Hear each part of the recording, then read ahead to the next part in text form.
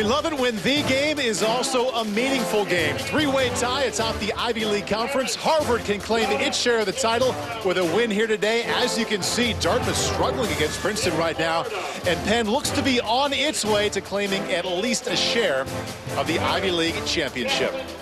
Welcome inside the Yale Bowl. Thanks for being with us, Paul Burmeister, alongside Ross Tucker. Ross, I know they call it the game, but it seems like it's the one game in this conference that's guaranteed every year to be more than just a game. Oh, there's no question about it. This is an event. No matter what the records are of the teams, people are going to come to this game and circle it on the calendar every year. And when it's a day like today, where the weather is fantastic and there's Ivy League title implications, there's going to be a great crowd. Over 40,000 people expected here today. One player who will not be playing for Harvard happens to be the #1 rusher in the Ivy League. The usual starting running back, Paul Stanton, tore his ACL last week.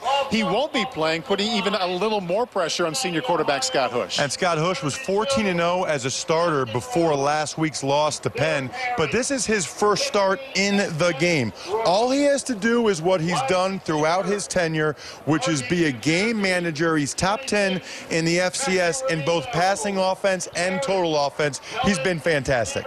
As for Morgan Roberts, he's got a very different path than Scott Hush has had. He transferred here from Clemson. He has to be fantastic. He has to be more than a game manager. You see, he already has the most total yards in school history. He has to add to that in a significant way. Really, Paul, he has to play his best game of the year for Yale to get this win. You always hear the word history mentioned with the game. How about this for history? The first rivalry in all of college athletics, Yale against Harvard. The first version of Harvard against Yale took place right here in New Haven all the way back in 1875. They've done it 131 times since. The 2015 episode of the game awaits on the other side of the break. Boeing and Raymond James present the Ivy League Game of the Week on NBCSN. Paul Burmeister, Ross Tucker in the booth. The third member of our team on the field is Carolyn Mano, and she's joined right now by Harvard head coach Tim Murphy. Paul, thank you. Coach, for the first time in over 2 years, your team is coming off a loss. Based on what you observed this week, how do you expect them to respond? Well, we've got 30 seniors playing for their third consecutive Ivy championship. We've got a handful of fifth-year guys playing for their fourth, so we'll be ready to play. Yale is coming off 2 impressive wins. They are certainly motivated. Can you give us a few keys that are going to be important for you to ensure your 9th straight win in this game? Yeah, Yale's a real good football team. Offensively, we got to do a better job with ball security than we did last week. We got to stop the run and eliminate the big play on defense, and of course, we got to control the field position on special teams. Coach, thank you. Thank you. Paul? Coach Carolyn, thank you very much. Tim Murphy, 16-5 in this game. A 17th win would allow him to pass Carm Koza, longtime coach here at Harvard for over 3 decades, for most wins in the game series. You take a look at some of the notes here as we head into Harvard against Yale, and they did it for the first time all the way back in 1875. We are going to have a first here, though, Ross, we're looking forward to. Over a 100-year history at the Yale Bowl. For the first time, we're going to have lights in the second half, adding to the excitement. Absolutely, and Yale's last win at home in 1999 was a legendary game with Joe Wallen throwing a touchdown pass to Eric Johnson late.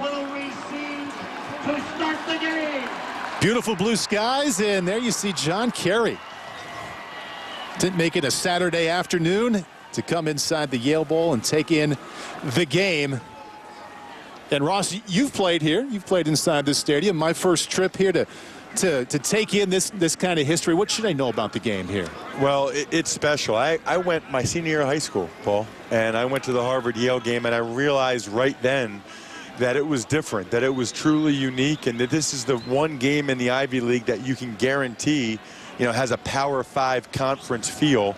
And it's one of those games where even if these teams were both struggling, which isn't the case, you make your whole season when you win this game. It's one of those classic rivalry games. It's why it's called the game. And the game with all kinds of meaning here this year. 3-way tie atop the Ivy League. Harvard in it right now with Dartmouth and with Penn, and they win. They don't know who they'd be sharing it with, Ross, but they would have at least a portion of that Ivy League championship. Right, and probably by about halftime, we'll know exactly what the situation is. Penn off to a fast start against Cornell. Looks like they'll get at least a share of a title, and we'll see if Dartmouth can join the party as well. Unique perspective of the game on the sideline of the Yale Bulldogs. The head coach, Tony Reno, Ross, has seen this from both sides. This is his 4th season as the Yale head coach, but he spent 3 seasons as an assistant at Harvard. It's not unique. The Harvard offensive coordinator Joel Lamb spent some time at Yale as well. Tony's actually gone back and forth. He was a Yale assistant, then he went to Harvard. Now he's back at Yale as the head guy. Harvard won the toss. They deferred. They choose to send their defense, which, by the way, is ranked number 3 in the nation in scoring defense, on the field first. Back deep to receive for Yale is Jamal Locke. Into the end zone, touchback, and here comes Morgan Roberts and the Yale offense. Interesting road to get to the game for the Yale quarterback. The senior Morgan Roberts started in 2012 as a quarterback at Clemson, actually completed a couple passes at Clemson against Ball State his freshman year. 2013 transferred here, played quarterback and wide receiver, and caught a touchdown pass that year as a wideout. Last year he was a second-team All-Ivy League quarterback, and this year, Ross, a lot of injuries, a makeshift offensive line, been a different kind of season for Morgan Roberts. To the air right away, right across the middle, and that's how you start the game. Across midfield goes Chris Williams-Lopez, gain of 25 for Yale. Lopez has really come on the last few weeks. Didn't even practice the first 4 weeks of the season. Now he's their top receiver. A hurry-up type offense for Morgan Roberts. Looking to continue what he started in November, as the Bulldogs are 2-0 in this month, and he's yet to throw a pick. He starts out this game 2 for 2, and that one is to Robert Clemens, pushed out of bounds. And he picks up 9. You mentioned, Paul, Morgan Roberts' sort of up and down career. A couple years ago when he first started playing for Yale, he really struggled at quarterback last year. I thought he was the best quarterback in the league, and now this year with different receivers and a different offensive line, it's been more of a struggle again. And the option working it outside. Chris Williams-Lopez already with a reception, takes the option pitch across the 40-yard line. Brought down by Scott Peters. That's a gain of 2 and a first down, Bulldogs. Last year, so often, Morgan Roberts was throwing the ball to Deion Randall or throwing it to Tyler Varga out of the backfield, 2 of the greatest players in Yale history. This year, it's been much more of a struggle, as I mentioned, just getting so many new guys in the lineup. Roberts starts out 3 for 3 across the 35-yard line. And that's a completion of 6 yards, brought down by Asante Gibson. They really like John Lauger, that freshman tight end. They basically moved him to wide receiver because they've had so many injuries at the position. They felt like they needed a bigger, more athletic tight end body outside in the slot. Second down 4. Play action, nice pocket for Roberts, looking to the end zone. And that falls incomplete. Gave his receiver a chance. Cal Marcinick, he couldn't come up with it. Deep post to Marcinick. You see Marcinick is working one-on-one there against Chris Evans. Looked to me like a perfect pass by Morgan Roberts. I think Marcinick would be the first one to tell you he has to catch that. Should have been a touchdown. 3rd down and 4 from the 33. The first 3rd down situation here for Yale. Roberts getting instruction from the sideline. The tailback to his left is the sophomore Deshaun Salter. Roberts 3 for 4, now 4 out of 5. And that's going to be just enough for a first down. Just a nice, easy throw, middle of the field to Stephen Burek, more of the blocking tight end for Yale. And Morgan Roberts is on fire. I mean, we said, Paul, he's going to have to come out and play the game of his life. So far, he's doing that. Even the deep post was a perfect pass. Up near 70% in both wins here in the month of November, bouncing back from what was a struggle in October. Deshaun Salter up the middle, and we saw him play in Philadelphia at Franklin Field toward the end of October. A bad stretch for Morgan Roberts, threw 3 interceptions that night. And the Bulldogs as a team, they lost 3 of their final 4 games, Ross, in October. And in that time, Roberts had 1 touchdown and 8 interceptions. And part of it was they just could not run the ball at all. Getting a healthy Salter back helps, and we will see Dale Harris, the converted corner, quite a bit today, I'm sure, as well. Tony Reno telling us during the week, aside from the obvious reason why they want to get the running game going, in the passing game, they lean so much on the play action It's important to run it early so that can be successful. 2nd down 8 here from the 24. Roberts plenty of time, found nothing he likes, and eventually he goes down. Had a couple of looks, but eventually the rush got to him. Yeah, I'm a little surprised he didn't pull the trigger to Burek in the middle of the field. Obviously, he didn't feel comfortable with it right there. I thought Burek had a step. Roberts did not want to turn it over. Brings up 3rd and long. Wouldn't be surprised if we see a screen or a draw here. Yeah, 3rd down and 12 from the 28. And you can see Harvard plays a lot of zone, Paul. They're playing off coverage, the top of your screen. Sean Ahern at the bottom is more man-to-man, but there's a safety to his side. And Roberts fires low. That pass is incomplete to bring up 4th down and 12 from the 28. Pretty windy afternoon. You're looking at a 45-yard field goal attempt. Really the first poor throw that we've seen from Morgan Roberts. And on 4th down and 12, offense remains in the game.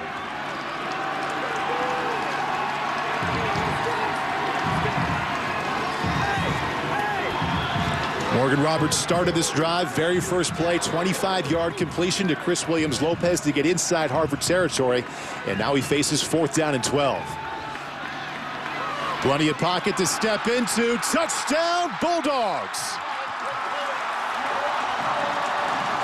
Christopher Williams-Lopez, his 2nd catch of this drive. Good for a touchdown.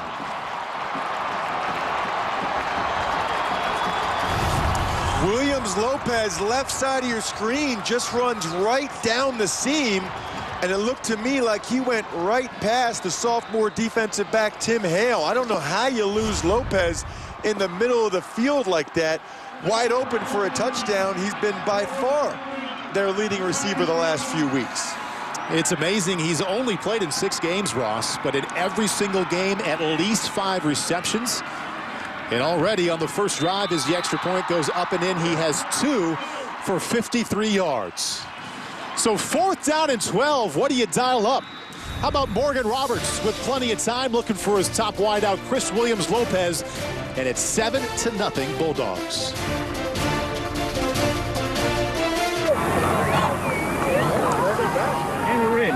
Yale quarterback Morgan Roberts, 28 yards on 4th down and 12 to Chris Williams-Lopez. 1 drive in, it's 7-0 Bulldogs. That was Handsome Dan, the Bulldog, here on The Game. And that first drive, Ross, from the first play to the end, couldn't have started any better for Tony Reno's Yale team. No, there's no question. And right now, Scott Larkey, the Harvard defensive coordinator, is telling his guys, let's cover number 84. The first play, 25 yards, middle of the field, wide open. The last play, right down the seam for a touchdown. Andrew Fisher's deep, but he's not going to get his hands on this one. Harvard from the 22-yard line. And that was Ashante Gibson, defensive back, for a return of 24 yards. Let's take another look at the touchdown. Williams-Lopez is the 2nd receiver from the top of the screen.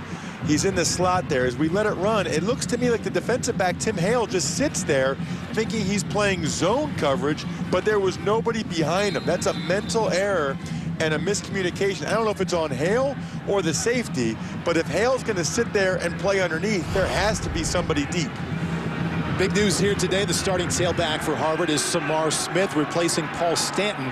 Tore his ACL last week. That's the leading rusher in the Ivy League. Scott Hush to the air right away, fires incomplete to bring up 2nd down and 10. Yeah, Scott Hush started his career, Ross, 14-0. Pretty good way to start. Solid numbers, but they lost last week against Penn, so we'll see how he responds to a loss for the first time in his career in the final game of his career. How about that? That's a nice way to do it, right? I don't think I've ever said that one. Princeton, Dartmouth thinking about the Ivy League race is now tied at 10. If Dartmouth wins, that's at least a share of the conference title for them. Samar Smith up the middle. And the Yale defense right there to hold it to a gain of 2 to bring up 3rd down and 8. Victor Egu has been a monster for Yale all year as an outside linebacker. And he came off the edge there, basically untouched to make the play, put Harvard in 3rd and long. Ben Broniker, the tight end, in the wing position at the top So dangerous in these situations. Harvard offense #1 in the Ivy League. Third down conversions at 48%. Bush plenty of time, looking deep, and he has Justice Shelton Mosley, and he has 6.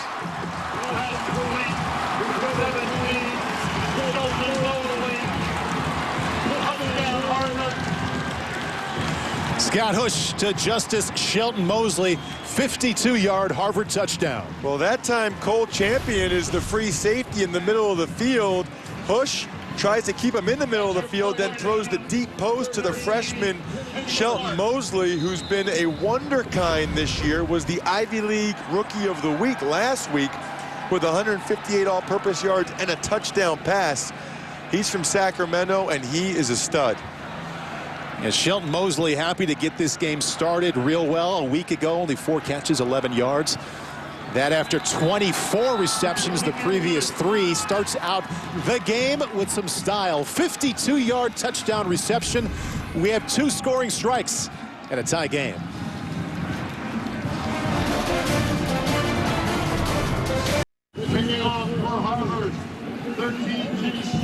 Passing game off to solid starts here for both teams. Williams-Lopez has a touchdown reception for Yale, and moments ago, Justice Shelton Mosley, 52-yard touchdown reception. Extra point ties the game at 7. Feels like high school. Watch the deep post. I mean, man. Paul Burmeister and Ross Tucker in the booth. Carolyn Mano on the field for us, and Jamal Locke bringing it back for Yale. Out just across the 25-yard line. Let's take another look at that touchdown. Unlike the Yale touchdown, this one I'm pretty sure Cole Champion to the right just took a bad angle. Number 5, the Yale safety, used the captain, 35 straight starts. He took a bad angle to that side and allowed Justice Shelton Mosley, who's just been fantastic this year, to get the touchdown. 5 touchdown receptions now to go along with the punt return, so 6 touchdowns for the freshman, averaging 110 total yards per game. Today's Kay Jewelers go-to guy was Justice Shelton Mosley.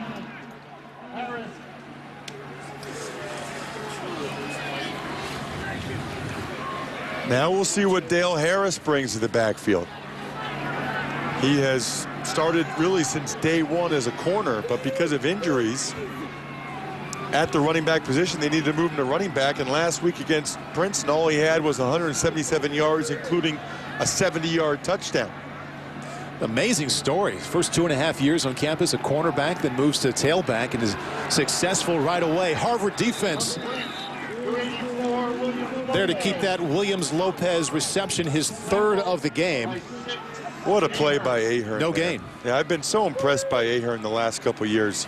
You know, last year, the big concern was Harvard's corners, but Ahern and Evans have been outstanding.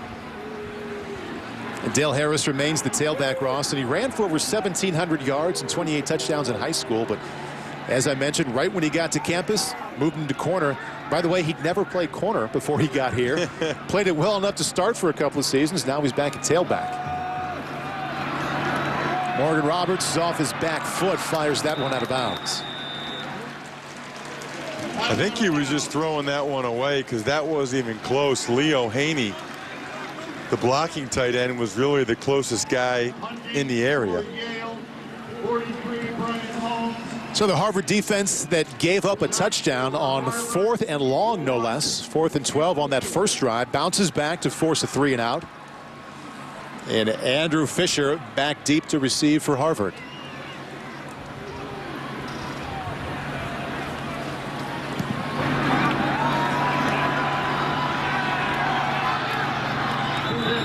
Fisher with the fair catch at the 27-yard line. Sunday night on NBC. First place teams coming up tomorrow night, Ross. Cardinals and Bengals, a good one as well. Absolutely, and I'm curious to see whether or not the Bengals bounce back and Monday night was a 1-game aberration, or whether that starts a downward trend. Scott Hosch back on the field. His 3rd play of this game was a 52-yard touchdown pass to Justice Shelton Mosley. Chased out of the pocket on his 4th and fires it away to bring up 2nd down 10.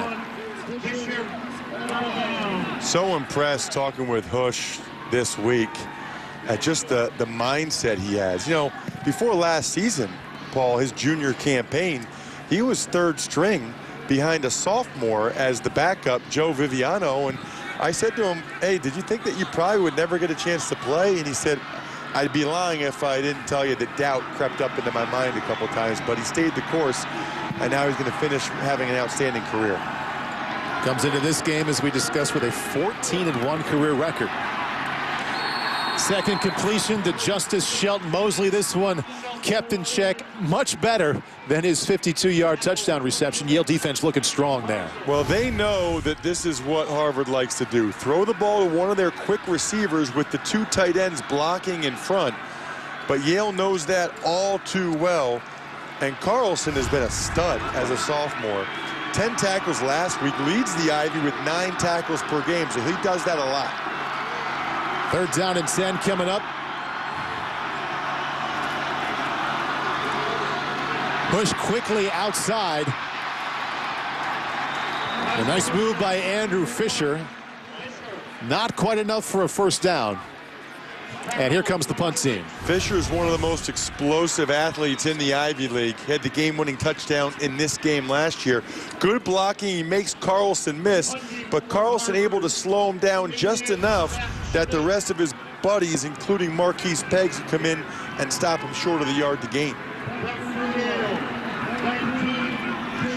Jason Alessi, defensive back, with his heels on the 22-yard line, back to receive for Yale. From his own 15, breaks a couple of tackles. He's getting to the wall.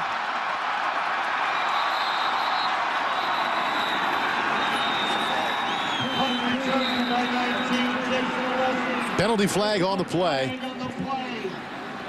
Paul, he was one block away from getting to that wall and taking that the distance, although it all would have come back anyway.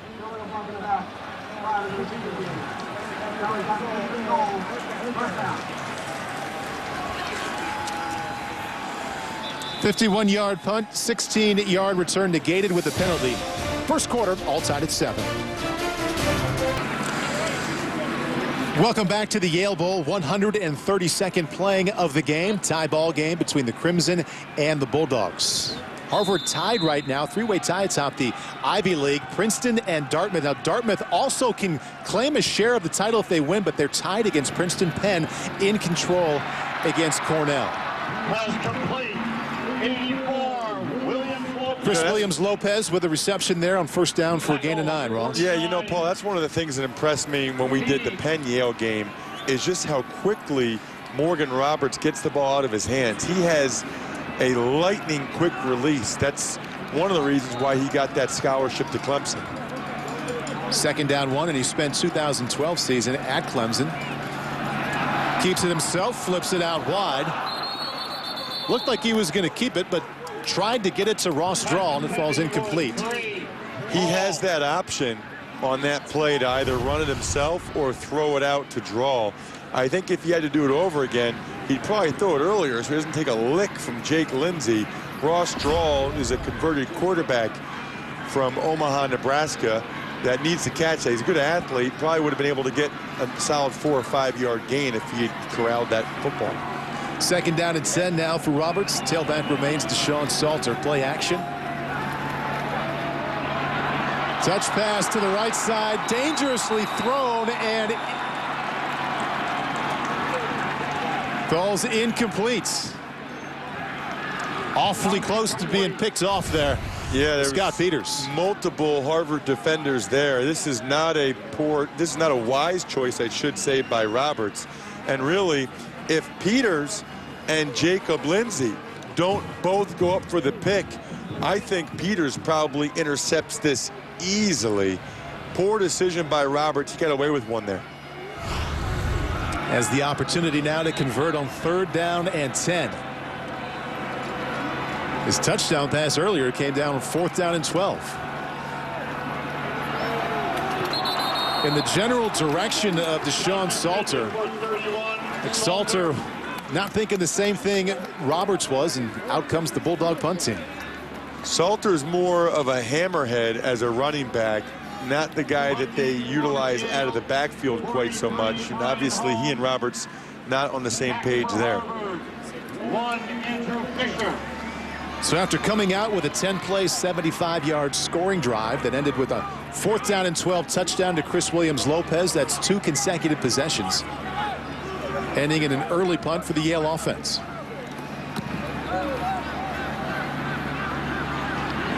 This is Andrew Fisher.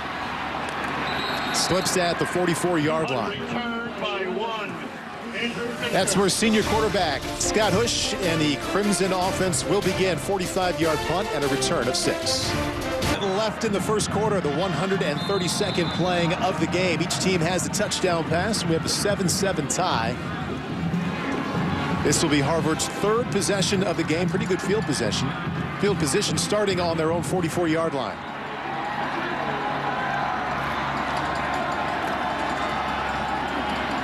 Push with the inside give to Samar Smith, starting today for the injured Paul Stanton, who tore his ACL last week.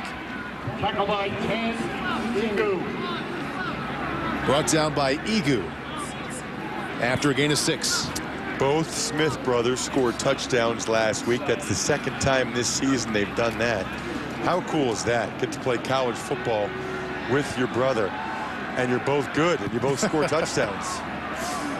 They're not playing offensive line, Ross, which is not nearly as much fun, right? What are you saying? Back to Smith up the middle, just across the midfield stripe, and that's a gain of 1.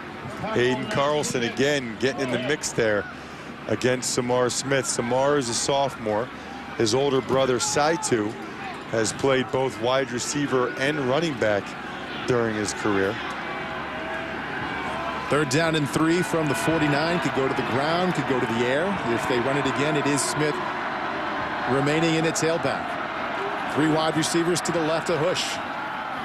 Pumps to the left, keeps it himself. And he got 5, and that'll be enough for a Harvard 1st down. He's not a great athlete, Paul, but he's a good enough athlete to do this. And he's done this so often this year. Just fast enough to get that 1st down. Kapachi Tyler can't chase him down and move the chains for Harvard. Been so impressed with how Husch manages the game the last 2 years. 1st down and 10 from the 44. Looking for Anthony Ferkser, one of his tight ends. Threw it a little late, and that's incomplete to bring up 2nd down 10. Interesting, Ross, that you label him a game manager. I think many people will hear that and think that he's somewhat limited in an average quarterback, but listening to you talk about him, I think you mean it as a compliment. Right, and that's what he said. That, you know, he said, I look at myself as a game manager. I think sometimes that gets a negative connotation. That's what you need your quarterback to do. Manage the game so you get wins. Good decision, good accuracy, looking out wide that time, finding Tanner Risley. And that's a gain of 5. Risley, a converted quarterback. Husch just gets the ball out of his hands before he takes a shot there. Sets up 3rd and manageable for Harvard. So we talked to you at the top of the broadcast about the 3-way tie atop the Ivy League standings. Dartmouth, one of those teams, they just went ahead by 7 with less than a minute left. If they win, they get at least a piece of that Ivy League championship. This is 3rd down and 6 to the ground game right up the middle. Samar Smith is stuffed. Well, that's an interesting and surprising play call there. 3rd and 6 to hand it off up the middle. I know Harvard has a pretty good offensive line, but you are really counting on those guys to get some movement. You'll see it's just a little read play to the right side, and Darius Menora unloads on Samar Smith. That play had no shot. So back deep to receive now is Jamal Locke for Yale. Pardon me, Jason Alessi. And he lets that one go into the end zone.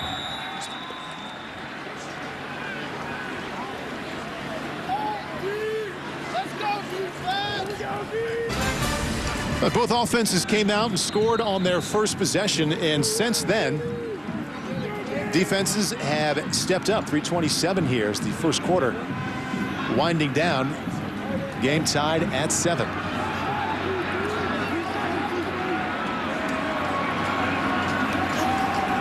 Morgan Roberts gets rid of it quickly. And the Harvard defense there quickly making the tackle. Sean Ahern called his name a bunch of times already. Still in the first quarter, and that's a gain of 5. Yale's going right back on the ball here quickly. You see Roberts just fakes it and gets it out, trying to let his athletes maybe break a tackle, make a play. Yale's continuing to push the tempo, much like Harvard did. Dale Harris, the converted corner, in at tailback. Takes it around the right end. And picks up 2. Last week he had 177 yards rushing. And brought down after a gain of 2 to bring up 3rd down. And this will be 3rd down and 3.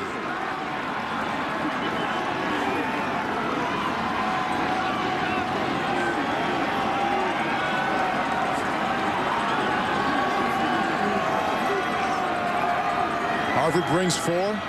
Plenty of time for Roberts across the middle. And that's incomplete. Intended receiver Michael Saragusa Jr. couldn't come up with that one. Roberts had all kinds of time to throw that football. And you can see, I think he wanted Saragusa to keep running inside. Saragusa sat rather than keep running, not able to catch the football.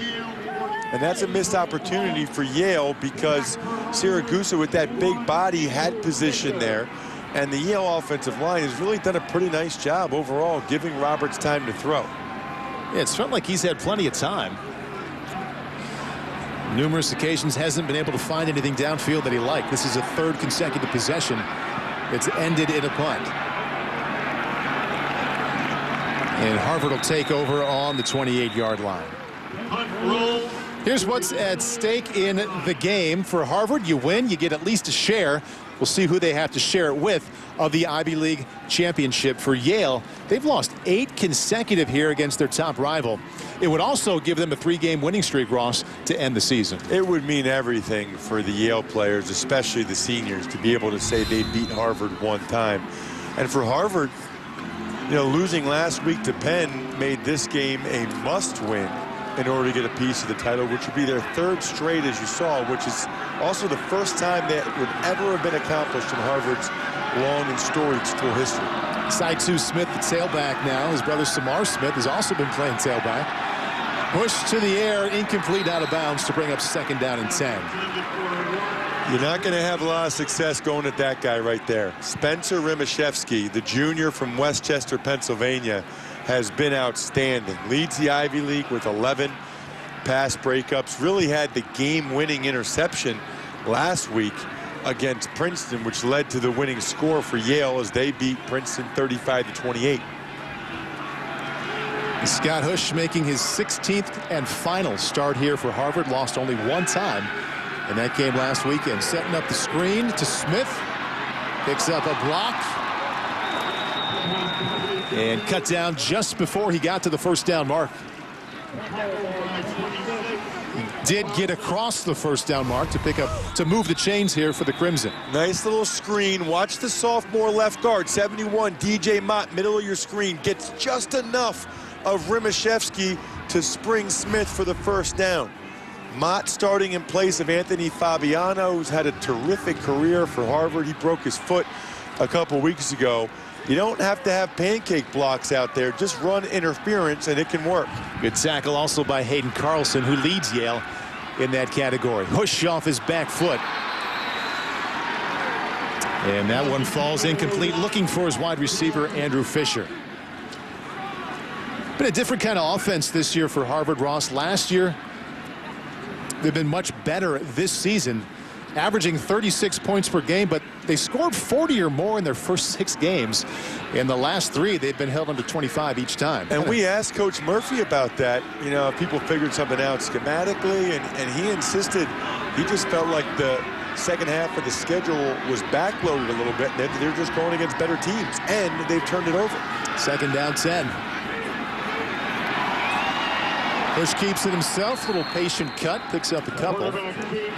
And that'll bring, there's a gain of 4 to bring up 3rd down and 6. And that's what Tony Reno pointed out as well when we asked him about the Harvard offense. He said, well, they've been turning it over, something that they haven't been doing a lot until recently. Yeah, watch Hush again, though, here. This is what I'm talking about.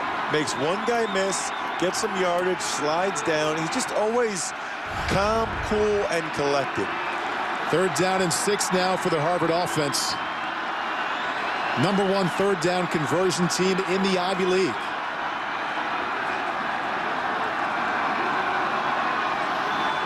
Today they've converted 2 out of 4 times. Bulldogs bring 4. Time for Hush. Fires it outside. And there you see the velocity and the accuracy. On the 1st down completion, gain of 6 to David Trump. That's a big-time throw right there by Scott Hush. You know, Yale was in a zone coverage there. He really had to put a lot on that football to get that on the deeper out route there. This is a terrific throw because Jason Alessi's out there. Perfect throw by Hush to move the chains. Tromke hauls it in. 1st down Harvard. Back to the air for Hush. And nobody near. That as he skipped it and to bring up 2nd down and 10. Yeah, that to me looks like just not on the same page. And that happens every once in a while, especially if the receivers have an option. I think one thing, Paul, people don't know is the receivers aren't always just running a route. Sometimes they're reading as they run the route. See Dartmouth there late, scoring inside the final minutes to knock off Princeton 17-10. They'll have at least a share of the Ivy League championship. We'll see if Penn wins today. We'll also see if Harvard wins, as the day started with a 3-way tie atop the Ivy League. Hush keeps it himself again. This time picks up 5.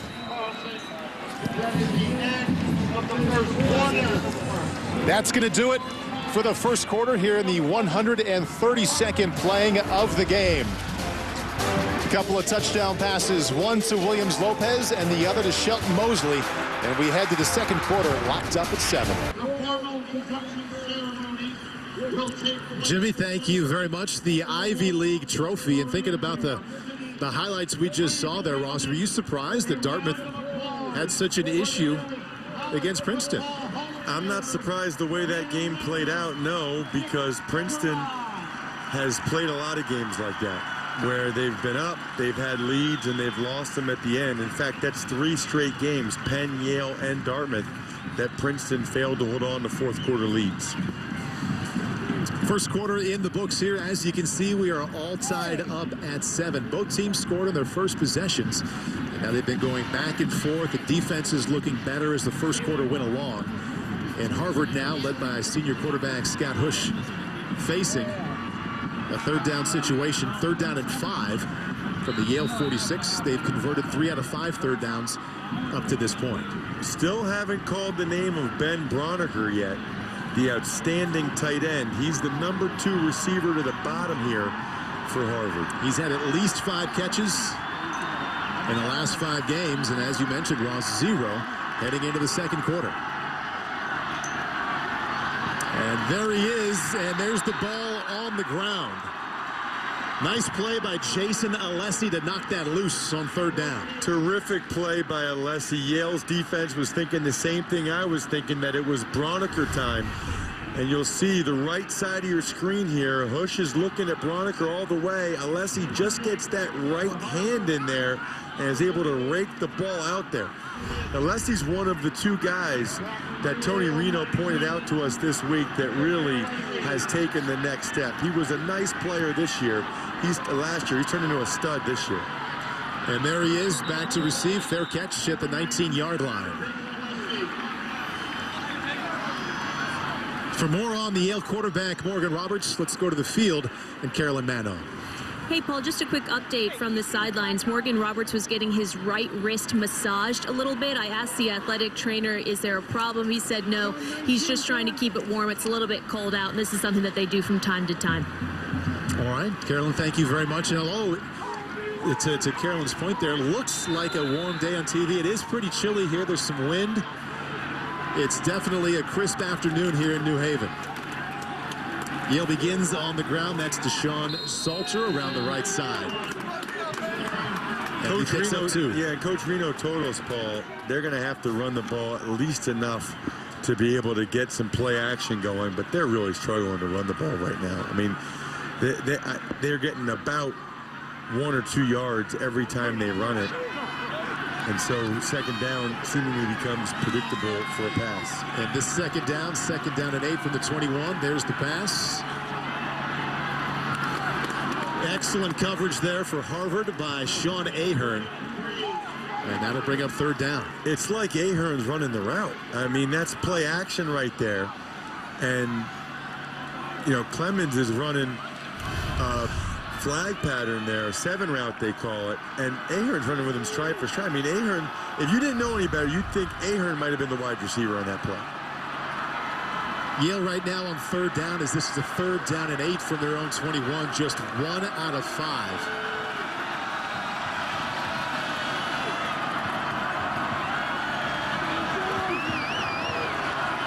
Harvard brings the extra blitzers. They didn't sack Roberts, but they forced the early throw and the inaccuracy to bring up fourth down.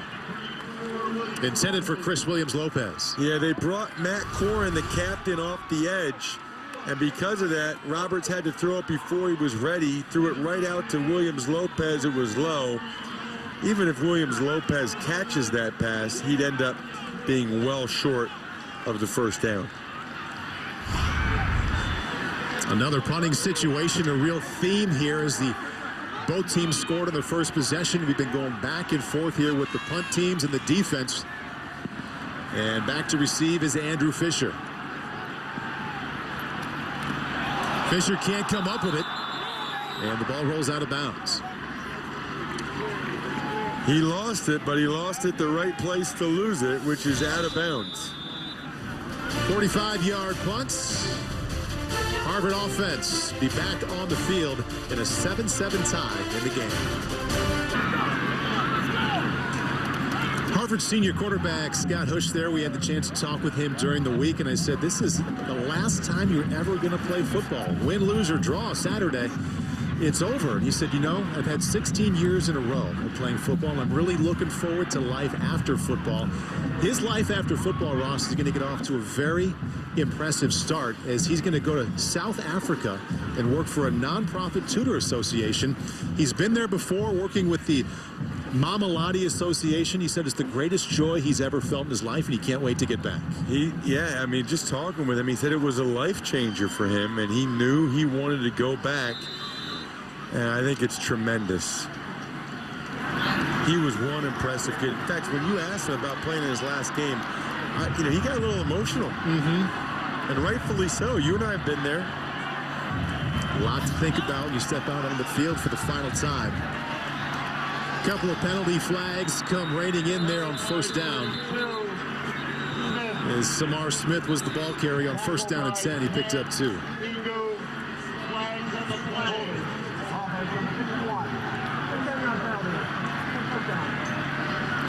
Impressive, too, that he had such an idea. I mean, of course it's impressive what he's going to do, but the shift in identity at this point in your life, you've been an athlete forever, and automatically right away ready to turn the page and dive into something else. I believe a number of players at whatever level you want to discuss aren't ready to do that the Wednesday before their final game of their career. He told us, too, he said, I don't really have any memories of not being a football player. You know, you're 21, 22 years old. You've been playing for 16 years. That's all he really knows himself as. But he, as you said, Paul, he is looking forward to doing some really positive things for other people. Looking to get going here as he's only 6 out of 13. Now back up to 50%. But look at that Bulldog defense. The completion to Justice Shelton Mosley going nowhere, a loss of 1. And Cole Champion is a Bulldog. I have really enjoyed watching him play the last 4 years. He's the all-time leading tackler at St. Thomas Aquinas High School, which won a couple of mythical national championships. Watch number 5 come flying in here from the left. Whap, right there, face-up tackle on Justice Shelton Mosley. One of the best open field tacklers in the Ivy League in quite some time. Second down, 21. Push, plenty of time. And the defense once again stepping up. A penalty flag is thrown. I didn't see it. We'll take another look, Paul, but they're calling pass interference here on Rimashevsky. At first glance, it looked like it was perfect coverage.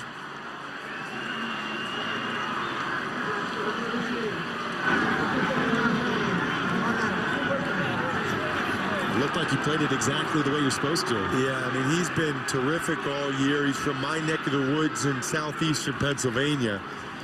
And I thought he was doing exactly what he was taught. The only thing they could say is his off arm. Watch his right arm if he hooks Fisher at all. Oh, my goodness. I mean, if that's pass interference, then they should throw the flag a lot more than they do. That, to me, is outstanding coverage. They're allowed to touch each other a tiny bit. It is football.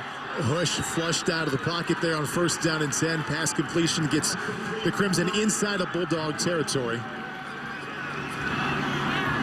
And that's another Harvard 1st down. You know, that call really bothers me, Paul, because I'm a believer in when in doubt, don't throw the flag. You know, don't throw it unless you're sure it's a penalty. That's one that they should have let him play. 1st down and 10 now operating inside of Yale territory. A drive that's been all about the pass. Another completion. And that across the 45-yard line. That's Adam Scott. He picks up 5. Harvard playing a lot of guys today. They don't typically do this. But they've been working in a lot of guys like Scott that you haven't seen much from this year. But Scott able to make a lessee miss and have a nice 1st down game. Side 2, Smith, the tailback. And as Ross has talked about, tight end Ben Broniker, the leading receiver for Harvard, yet to catch a pass today. Smith with a lane on the outside and a stiff arm. Good for another Crimson 1st down. Picks up 9. You want to talk about a versatile player. I mean, this is the same guy that had the huge touchdown catch against Dartmouth. He just bounced outside. That lateral agility. Victor Egu came up into the hole, and he just popped his legs out to the outside. Probably one of the most important characteristics in a running back is that lateral agility. 1st down and 10 from the 35. Bush forced to step up, throws across his body. And this is a 1st down and then some for Harvard. 2nd touchdown of the afternoon for Justice Shelton Mosley.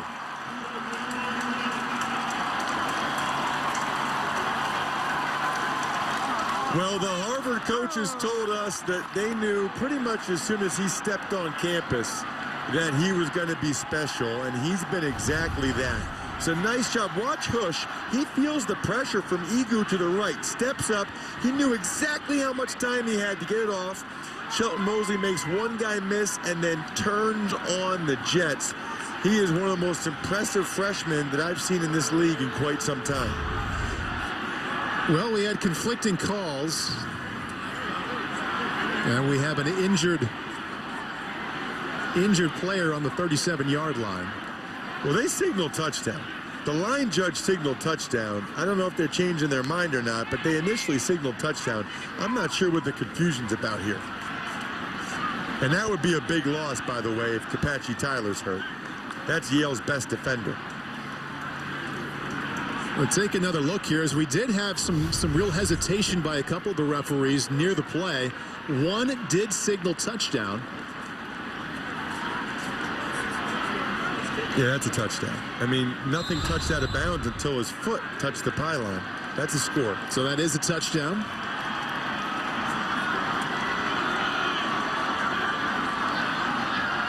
And the extra point puts Harvard on top, 14-7. Scott Hush has 2 touchdown passes this afternoon, both to Justice Shelton Mosley. The Crimson lead by 7.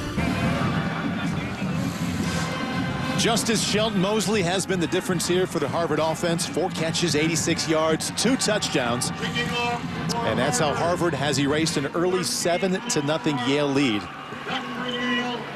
Passing game stepping up big. Senior quarterback Scott Hush coming through. We'll see if the defense can continue a theme it started in the first quarter after they allowed Yale to score on that very first possession. They've completely shut down the Bulldog offense since. Jamal Locke back deep to receive for the Bulldogs. Takes it from his own 15. Gets out to the 26. RUBCSN. Well, it's about time Morgan Roberts in the Yale offense gets back to what it started on that first drive, Ross, when on 4th down and 12. 28-yard touchdown to Chris Williams-Lopez. Ever since, it's been about failed 3rd downs and getting the punt unit back out there.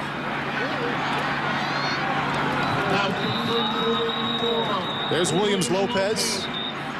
Short gain down on 1st down and 10. You know, look at Morgan Roberts' right wrist there, Paul. You can see that again. But they added more tape to it, even some on his upper arm there a little bit. He's had a couple passes that have been thrown short. Something to keep an eye on. And Carolyn Mano told us a little while ago from her view down to the sideline, she saw him getting that wrist massaged by the trainers on the sideline, and now we see it taped up. 2nd down, that's Deshaun Salter. Pardon me, it's Dale Harris. He picks up 4. And really, neither one of these teams, Ross, has established their run game at this point of the first half. Well, and remember, they both have been hurt by the injury bug at the running back position. They're both playing 2nd and 3rd stringers at that spot. Yale offense now facing 3rd down and 3. Here comes a defensive back blitz and a late throw. And there with the defense, Chris Evans knocks it down, and once again, the Harvard defense comes through. Perfect timing right there. Absolutely perfect timing by Gibson. Or I'm sorry, by Chris Evans on Marcinick.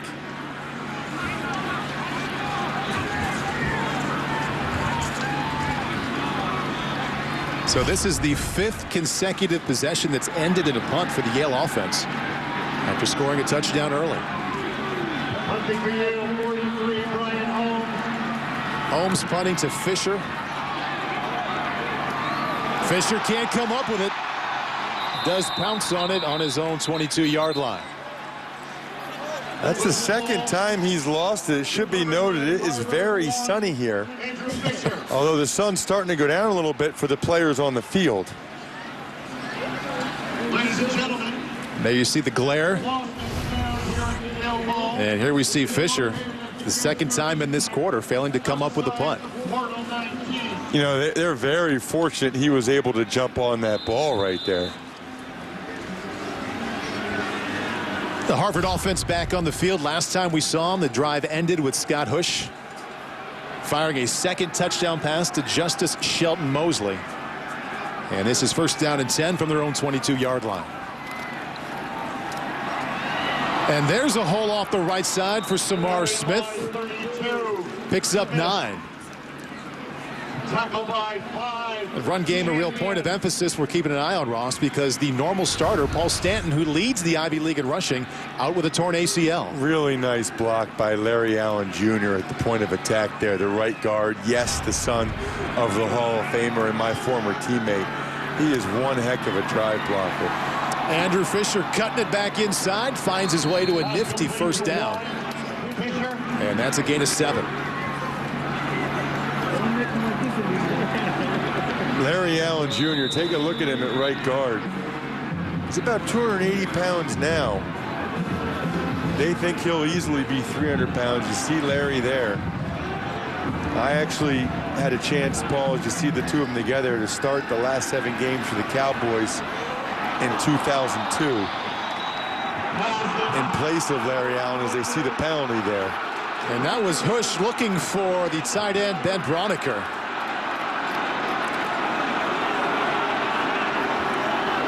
I mean, the ball was thrown high. And Jason Alessi came in, I think, Ross, with a shot up near the head after the ball went through the hands of Broniker. They're having a discussion about it.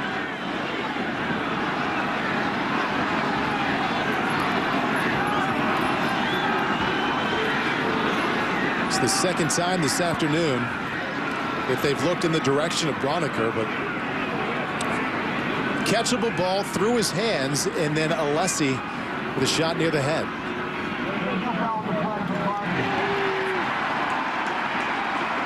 was close enough, Ross, to warrant a discussion, but there is no flag. Yeah, you see Broniker second from the top, going right down the seam. The ball's high. Alessi goes up, and he gave him a pretty decent shot to the head there. It looked like Alessi initially was going for the ball and then popped Broniker afterwards in the head. I actually would have been okay with a penalty there. Maybe that was a Rimashevsky makeup call. And back to the ground game, and again, Smith met just as he got to the line of scrimmage, picks up one. And Paul, just to wrap up my story on Larry Allen. So when I played those last 7 games in 2002, the first couple of them, his dad was still listed as questionable, and I was filling in for him. I never saw guys so happy to see me when I would trot out there at left guard, and it was me instead of Larry Allen Sr. On the field right now here, the 132nd playing of the game. 3rd down and 9 facing the Harvard offense.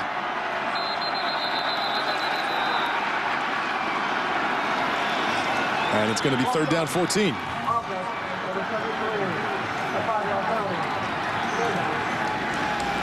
I mean, we were just giving him all kinds of TV time. Did he really need more? Take a look at him, right side of your screen. Just going to flinch a little bit. And really, it was the center, Adam Redmond, who did it first, the senior center. But he didn't get called. They caught the sophomore guard, Larry Allen Jr. He's going to be an all-Ivy caliber player the next couple years. 3rd down and 14 from the 34. Bulldogs come with 4 rushers. Plenty of time for Hush. And you're not going to get Andrew Fisher much more open than that. Plenty of time. And a gain of 22. That is just a backbreaker. 3rd and 14. Yale's in a zone coverage, and Hush, right side of your screen, going to drop the ball right in between that zone coverage. It was cover 2, so the corner Alessi has the flat, Peegs has him deep, and they dropped it right in what they call the turkey hole, in between the flat defender and the deep defender in cover 2. Another touch pass for Fisher, and this one intercepted by Yale. Rimashevsky comes up with it to end the Harvard drive. Penalty marker did come out late. A couple of real late markers, one on either side of the field. That's a huge play by Yale right when they needed it. It felt like Harvard was starting to march again. Rimashevsky, who's been outstanding so far today, comes up with a big one.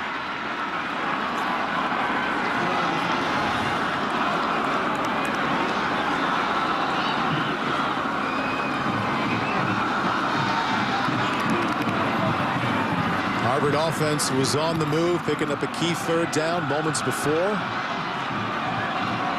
Just scored a touchdown earlier in this quarter. A lot of discussions today.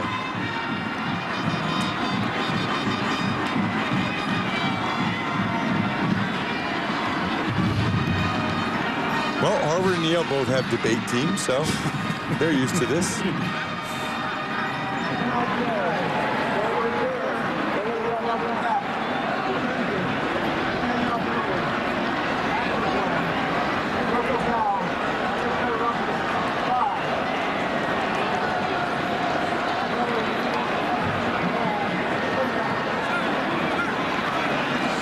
Referee's Mike's not working a couple penalties, Ross, both called against Yale after the interception. Well, and that hurts because that really hurts their field position there.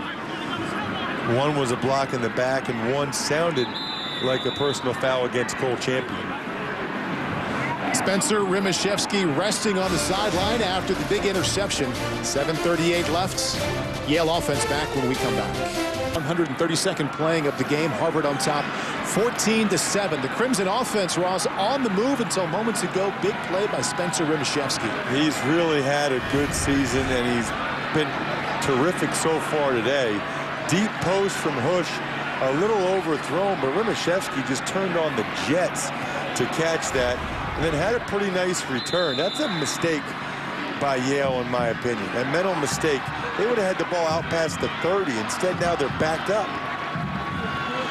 Dale Harris, the former cornerback, only 3 weeks ago the starting corner.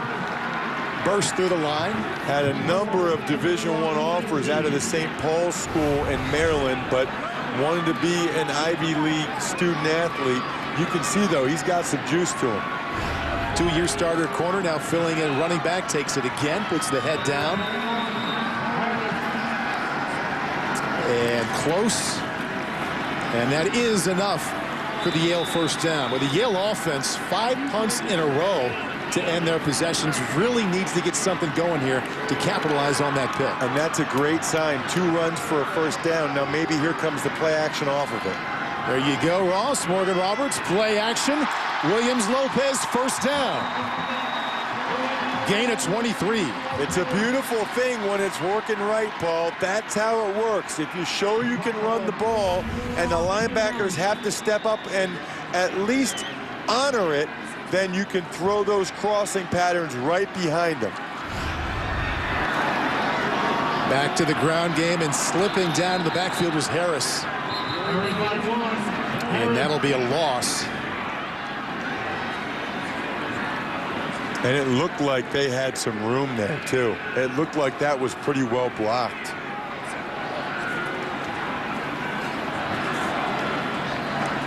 Yale offense with all those injuries, Ross, such a different offense. And the departure of Tyler Varga last year, they averaged 41 points a game to lead the Ivy League. Now they come in middle of the pack, averaging 24, trailing by 7 here, a little over 6 minutes left until halftime.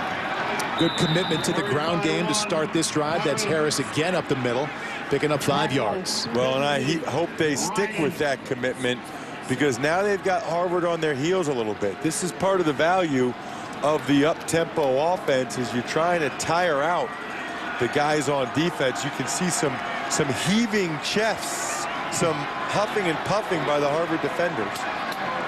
Bring up a key 3rd down and 6.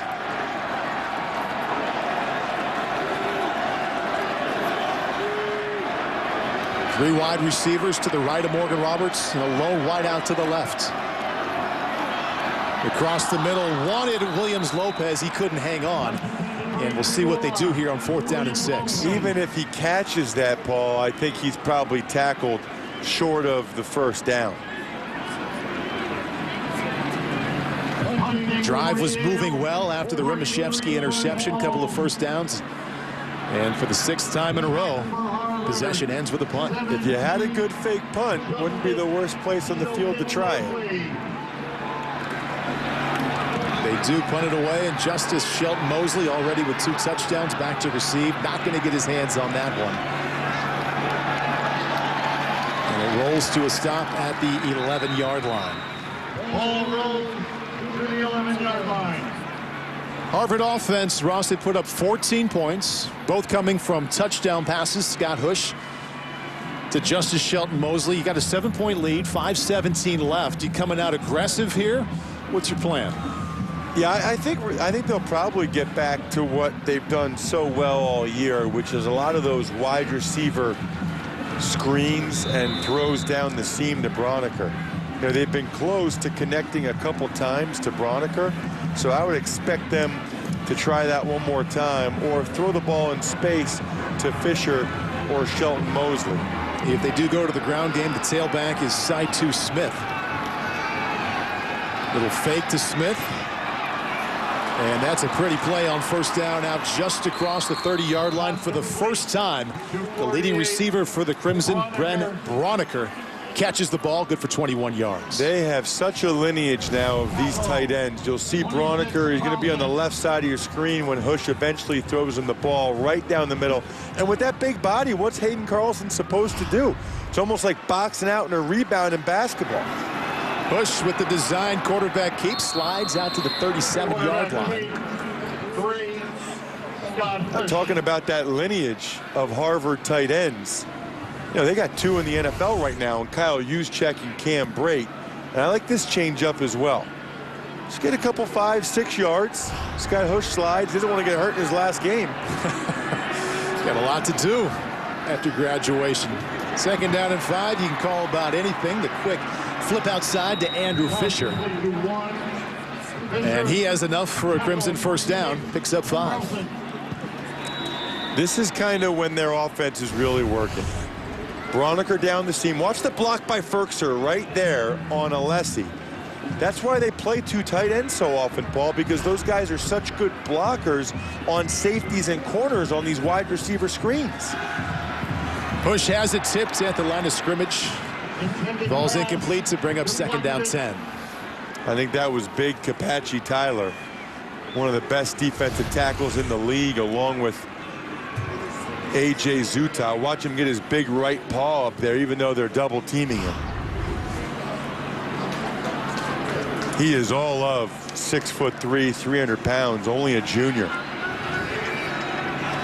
Saitu Smith comes out. His brother Samar Smith comes in at tailback. 2nd down 10. Back to the air. Fires it outside, and that one is complete. David Tromke, his 2nd catch of the afternoon, picks up 5. This brings up a big 3rd down here. You know, if you're Yale and you're clearly the underdog, so much of it is just staying within striking distance, staying within 1 score. They get the stop here. They might be able to go in no worse than down 1 score. Let's see if they bring pressure.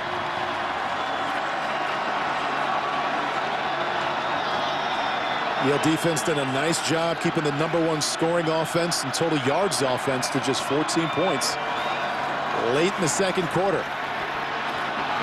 Bush plenty of time, and that would be an unbelievable catch, and it is. Anthony Firkser. Wow. Firkser is an incredible athlete. That's a 7 route. You might call in your backyard a flag route. Left side of your screen. Coverage couldn't have been much better, but Hush drops it in the bucket. Left hand, one hand by Firkser. Had multiple Division I offers as a basketball player to tell you the type of athlete he is as a small forward. Ball knocked down there. We'll put a little exclamation point on that 29-yard reception by Anthony Firkser. Man, that was a good catch. I mean, between Broniker and Firkser, and they just had the last few years, Kyle Juszczyk and Cam Brate, who are both playing in the NFL at the tight end position. Broniker will graduate, and Firkser, my guess, will be their leading receiver next year and a focal point of the offense along with Shelton Mosley. And back to the ground game. Smith not touched until he gets to the defensive backfield of the Yale Bulldogs. He goes inside the 20-yard line. Great blocking up front. Picks up 6. It's just an outside zone scheme to the left side. Nice job by the left tackle there, Rich, to widen the defensive end to give that space. Harvard taking a little bit more time before they snap it here because I don't think they want to give Yale a lot of time on the back end. 3rd down and 4 now from the 16-yard line. Bush to the end zone. Broniker, touchdown.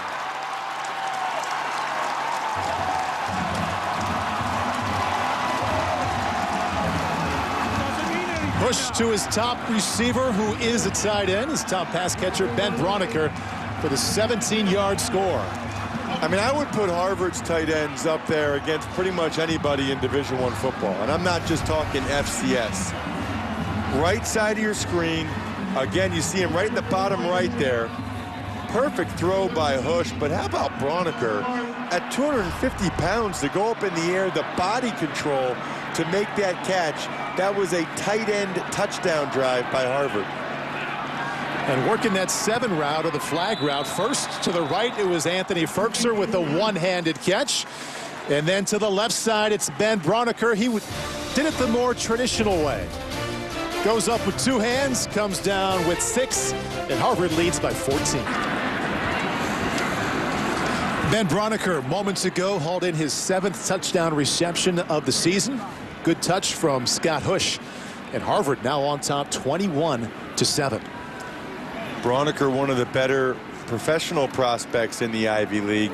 At worst, he will be signed as an undrafted free agent, especially given the success that some of his fellow Harvard alums, I guess he's a soon-to-be alum, have had. Jason Alessi from his own 16-yard line.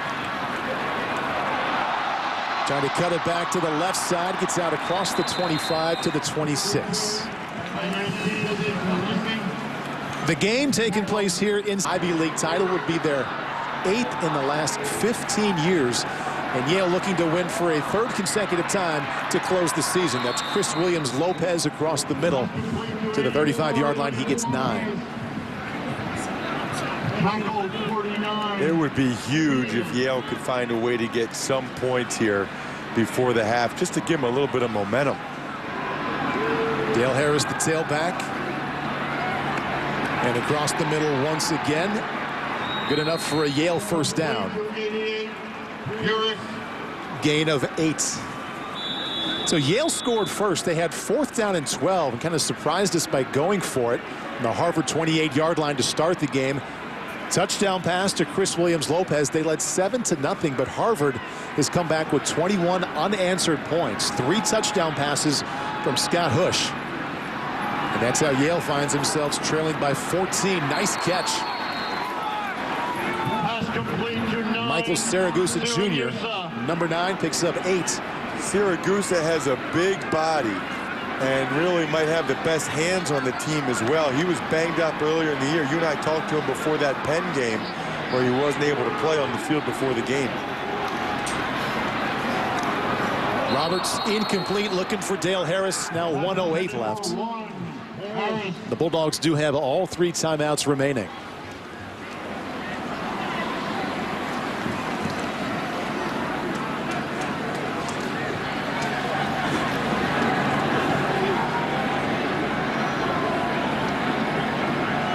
The Yale Bulldogs closed October by losing 3 out of 4 games. November couldn't get here fast enough. They've won both games in November over Brown and Princeton. Final game of the season now, the traditional rivalry, Harvard-Yale, and they trail by 14. That's Dale Harris. Enough to move the chains for a Yale first down. Running behind the left side of that line, Khalid Cannon, Mason Friedline, a pair of juniors that have been starting the last couple years, and Yale will bang a timeout.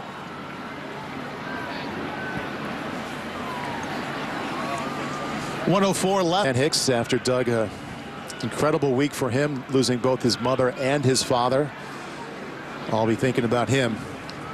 A lot of courage and focus for him to be in the booth here this afternoon. 1:04 left here at the Yale Bowl.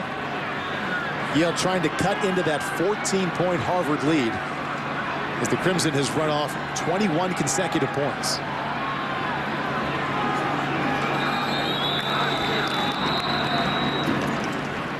Penalty marker comes in. Wow. Tony Reno called timeout late. Delay game call. Coming off a timeout. Inexcusable. I mean, they call timeout and then almost get a delay game penalty. You have to use a second timeout? I don't see that much.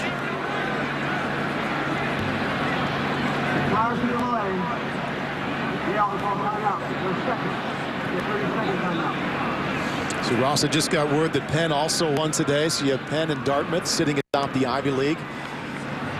And we'll see if Harvard can join them for a 3-way tie, 3-way championship here, 2015 Ivy League season. And I think that both Penn and Dartmouth will be rooting for Yale. They want to share it with as few other people as possible. Hard to believe, Paul, that there hasn't been tri-champion since 1982. Wow. You know, there's no tiebreakers, right? I mean, if 3 teams have one loss, then they share the Ivy title. So you'd think more often that there would have been the case where 3 teams were 6-1 like that, where each one lost to the other in a round robin. And after what we saw from Penn, we saw them at the end of October against Yale and the quarterback Alex Torgerson. I mean, I'm not surprised to see that team atop the Ivy League Conference after what they have in that talent. Not at all. And Justin Watson, the sophomore receiver, is as good of a receiver as there is in the league as well.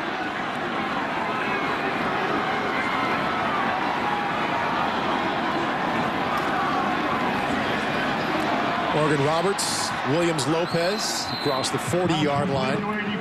Gain of 8. Now inside of 1 minute.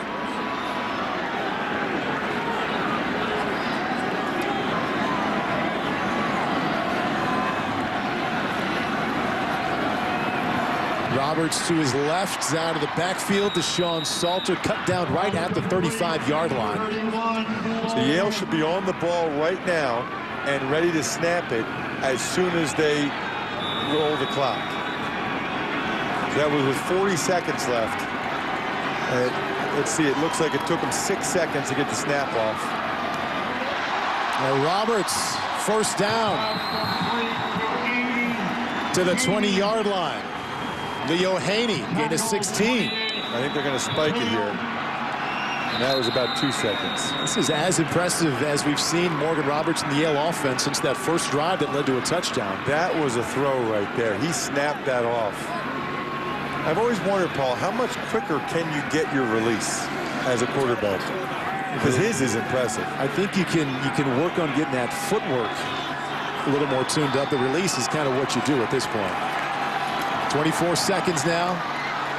Penalty marker comes in as Roberts flipped it away just as he was going to be sacked.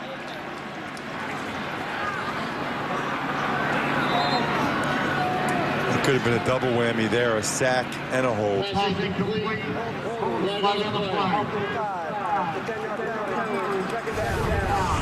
Watch the left tackle. Khalid Cannon had been starting ever since he was a freshman, and that's a pretty good call there. Although, you know, to me, he let up there. You know, he knew he was beat. He knew it was going to be a hold, so he put his arm down. I don't like that call. It was initially a hold, but if the guy doesn't really restrict the movement, I don't like it. Langston Ward applying the pressure. Now 19 seconds left. Roberts plenty of time. And another pretty throw. That's Robert Clemens inside the 15-yard line. Yale will call timeout. That's the right call right there because they didn't get first down. They didn't stop the clock. So Roberts has found something over the middle here, Ross, finding Robert Clemens. A moment ago was a strike on the similar kind of route to Leo Haney. And Tony Reno's Bulldogs. 12 seconds left. So this is an interesting third down here, Paul, because they can get the first down, and they'd probably, if the receiver gets down right away, probably have enough time to spike it. They don't have to go to the end zone here. Although if I'm Tony Reno and I want to make sure I get at least a field goal, I'm probably thinking end zone here. And if you don't get a touchdown, then kick the field goal. You want to make sure you come away with at least 3 points here. At least something to erase the feel that's come from Harvard scoring 21 unanswered points. And you can hear the crowds getting into this one. They know that this is a big deal here, whether or not Yale can score.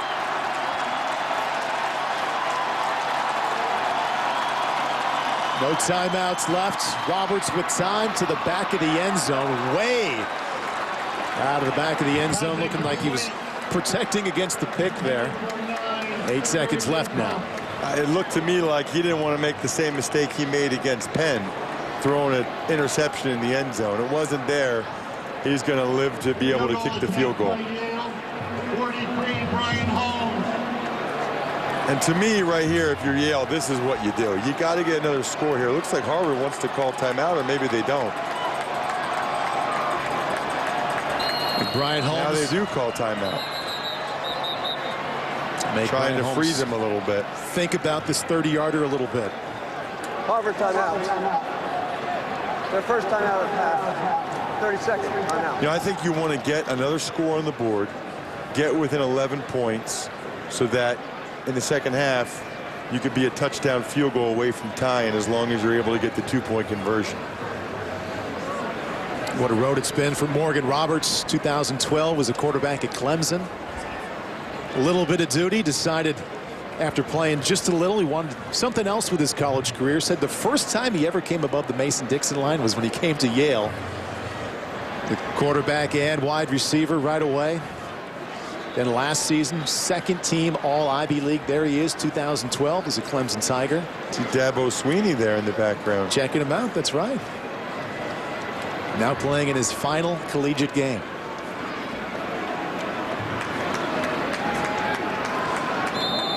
And hoping to watch Holmes make good from 30 yards away to cut the lead to 21-10.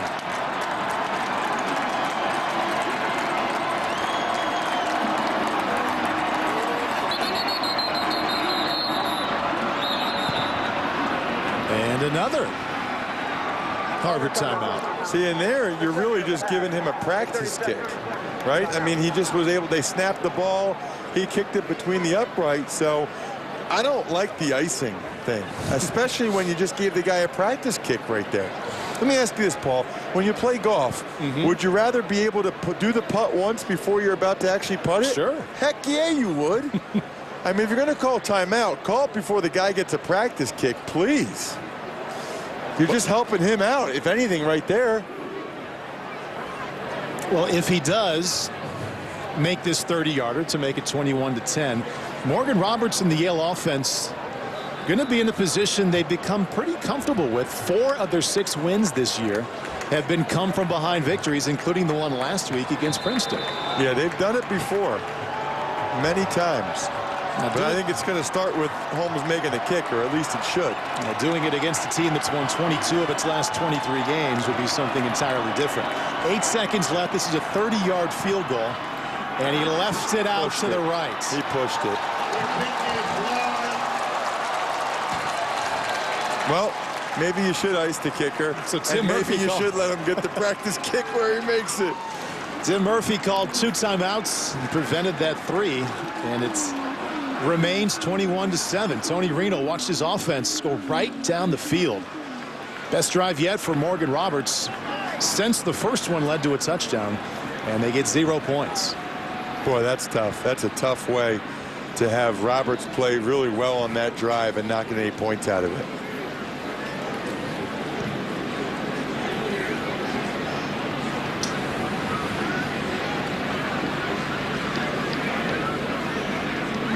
But Tim Murphy and his Harvard team looking to win for the 9th consecutive time in this rivalry. That would set a record for either team when you think about consecutive wins. But for Coach Murphy, it probably seems a ways away. First half now going to be in the books. Harvard heads to the halftime locker room here at the Yale Bowl on top, 21-7. Well, you never know how a team like Harvard will bounce back, Paul, after last week's defeat. They had won 22 straight. I'd say so far so good. Here's Tim Murphy, Harvard head coach with Carolyn Mano. Coach, those 2 timeouts proving effective as you've scored 21 unanswered points. How would you assess the first half? Well, after the first series, I thought we played great team defense. They were an explosive offense. We got a lot of football to play. We made some big plays in the passing game. Have to balance the run a little bit, but our kids are playing hard.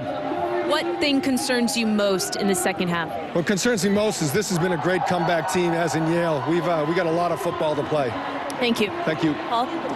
Carolyn, thank you very much. Tim Murphy aware of that conversation we just had, even if he didn't hear it, as the Yale Bulldogs have 4 come-from-behind wins already this year. Work cut out for them in the second half.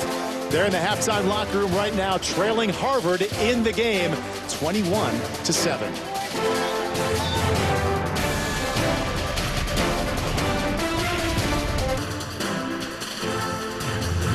Welcome back to New Haven, Connecticut. We are inside the Yale Bowl, getting ready for the third quarter as afternoon turns to evening, and the Crimson lead the Bulldogs 21-7. Welcome to the broadcast booth. Paul Burmeister alongside Ross Tucker. It was 7-7 right away. Then the Harvard defense really stepped up and has just been shutting down the Bulldog offense. I think that's been one of the big differences, as well as Harvard's ability to make the big plays. I think their athletes have just made more plays so far today than Yale's have. And the athlete at quarterback, Scott Hush, leading the way, 3 touchdowns right now and 0 interceptions. That stat line always looks good. Well, it really started, though, with Yale on 4th and 12. Morgan Roberts threw it to a wide-open Williams Lopez down the seam, and the Bulldogs were in business. Ever since then, though, it's been Harvard. Paul, they came right back with the deep post to the true freshman, Justice Shelton Mosley, who got behind Cole Champion. Then second quarter, really impressed with Scott Hush's pocket movement here to get the ball to Shelton Mosley. He makes one guy miss, little wiggle there, gets to the pylon, and the freshman has 2 scores already in the game. Then it was the tight end drive. We talked about this while it happened. Watch this one-handed catch by Anthony Ferkser, just unbelievable. And then finally, the Ben Broniker touchdown, really the same play to the other side. gives us our scoring there in the first half. Bush right now 17 out of 28, 243 touchdowns. Harvard does have the one turnover. Most importantly, though, they have a 14-point lead as they look to clinch a share of the Ivy League championship along with Penn and Dartmouth. The lights. You see the lights there, Ross, for the very first time in the 101-year history of the Yale Bowl. Second half of the game coming up.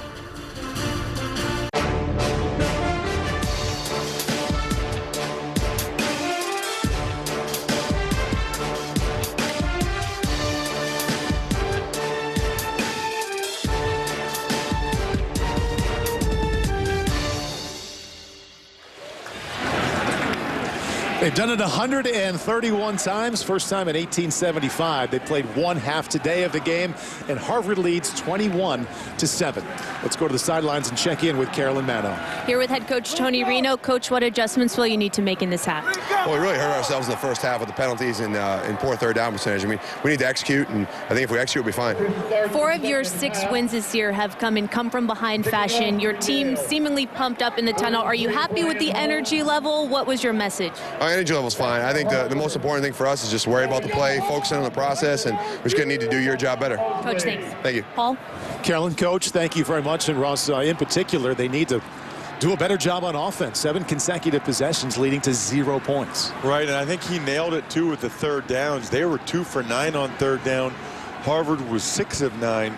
And the penalty thing, I didn't like a couple of the calls they made on Khalid Cannon as well as Spencer Rimashevsky, but Yale has 30 more penalties this year than Harvard. 30 in 9 coming into today in 9 games. Wow.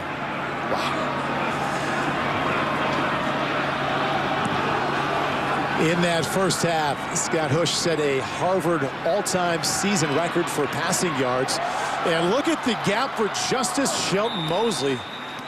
And nice job on the tackle there by the Yale special teams with an interception already. That's Spencer Rimashevsky. It's a good thing they have Rimashevsky on the kickoff team. He is their best corner. A lot of times he'll play to the boundary. If he didn't make that tackle, that's another score.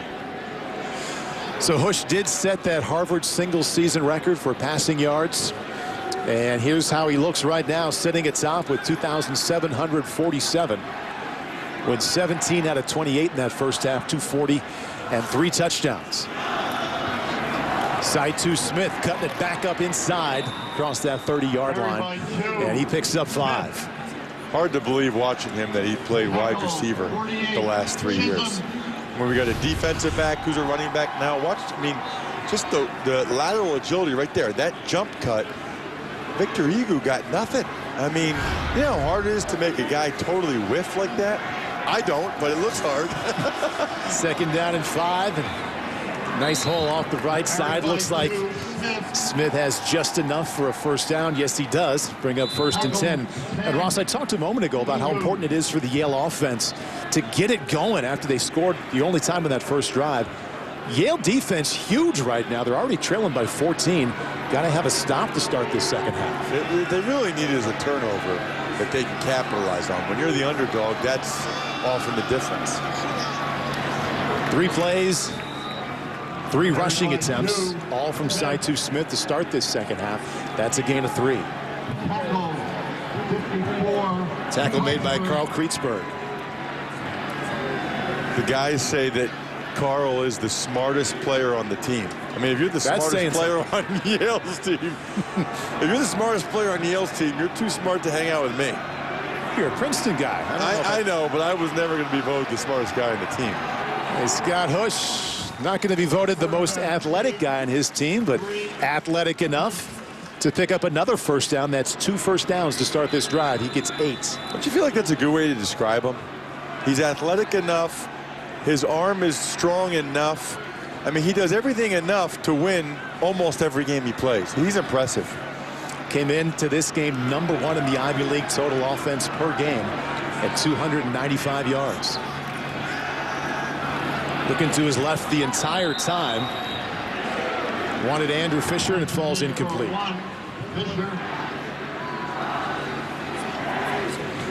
The Harvard offense, they had a 4-game stretch, Ross, in October. They outscored their opponents 169-10.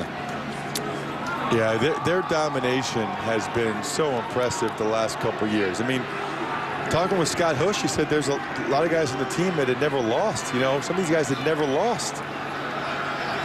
Working the option there. Whoa. That is an awfully short option pitch to Samar Smith. You know, they always talk about the relationship, the pitch relationship between the quarterback and the running back. You know, you want to have the same distance the whole time. Watch the relationship. It's about 2.5 yards, and then Samar Smith thinks he's going to run it. They got very fortunate. Samar Smith was about to lead block. He was assuming that Hush was running it. 3rd down and 8 now. You can see Harvard converted 3rd down situations 6 out of 9 times. Blitz comes, has the time, and has Broniker. Once again, a tight end on that deep flag route. 25 yards and a 1st down. Call it a flag, call it a 7 route for those of you that played in high school or college. Just call it money for Harvard. I mean, that's pretty good coverage by Yale. Champion gets over there, Carlson trailing him. Sometimes the other team just has more talented players. Broniker now 3 catches for 64 yards. And that's Smith off the right side. So you have a tight end averaging a little over 21 yards per catch. That's not unusual for him. He came into this game. It's amazing that a tight end was averaging 18 yards per reception. Where do you see that? You don't.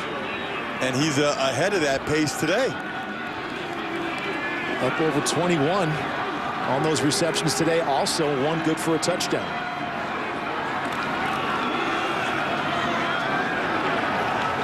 Side to Smith, just across the line of scrimmage to bring up another 3rd down. And now the Yale defense, another chance to make a stop on 3rd down, but Harvard has converted 7 to 10 times here. Yeah, I would watch the 7 route to the tight end here. Be careful of that. Broniker is the middle of 3 wide receivers to the left of Hush. They were showing zone initially. Now it looks more like man. Pressure's coming from the left side. Pressure doesn't get there. A little bit of early contact, and 2 penalty flags come in. It will be pass interference against Rimashevsky. And that one looked to me like it might have been pass interference. You say might have been. I'll say there wasn't much of a doubt. Yes. Pass interference. Defense number 17. By the theft. Automatic. 1st down. It's tough. I mean, it's tough. You're in a blitz like that. That was a 0 blitz. So Rimashevsky, man-to-man coverage, you can see that, gets his hands on him and really keeps his hands on him too long. Guarding the freshman, Justice Shelton Mosley, already has 2 touchdown receptions this evening. Samar Smith, the tailback, on 1st and 10. And around the end and inside the 2-yard line, that's Andrew Fisher. Fisher so explosive when he gets the ball in his hands, and really this is a little jet sweep there, blocked well on the edge. You see Cole Toner and Broniker, again Ferkser, these tight ends, they're not just receiving tight ends. I mean, watch Broniker right there, seal the edge, whap on the linebacker. Samar Smith got a block, Ferkser got a block. That is good football right there. Yeah, Fisher, Ross, not touched until he got to that 5-yard line. Penalty marker comes in. Harvard off to an early start. 2 markers. I'll start. Offense, number 61. It's a 5-yard penalty. 1st down. Called that on the center. That's actually the 2nd time Adam Redmond has flinched a little bit. Started at left tackle last year for Harvard. Watch him at center. Just a little bit. Wow, that could have been dangerous too. Hitting the backup tight end. Coming in motion, Adam Ledford. You think about the way the first half ended. Yale drove all the way down, missed his field goal to come up with no points. Now Harvard on the first drive of the 2nd half, driving down, although they did get another penalty for the 2nd consecutive play. Ball start. Offense, number 48. It's a 5-yard penalty. 1st down. You know, 2 things should be noted here, Paul. They are down right where the Yale student section is. It's loud down there. You see Broniker. You know, these guys aren't used to playing in front of crowds that are this loud. And I've been a tight end before on the goal line. If it's loud, it's hard to hear the quarterback calling signals. Harvard's going the wrong way. You're going the wrong way. How do they know where we're going? They know they don't want to go -10 there before they even snap the ball on first down.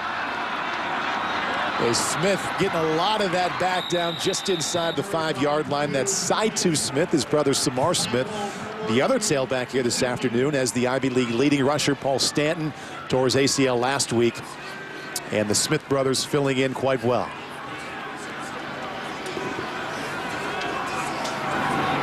All 3 touchdowns for Harvard so far today have come through the air. 2 to Shelton Mosley, 1 to Broniker, to see if they try and run it in this time. Back to the air goes Hush, keeps it himself, and he gets to the 2. Not afraid to run it here this afternoon. Nope. He's playing like it's his last game, because it is. He didn't see anything open. Didn't want to take the chance of turning it over, which is smart. Ducks his head. Sets up 3rd and goal. Bush now with 7 carries for 30 yards. 3rd down and goal from the 2.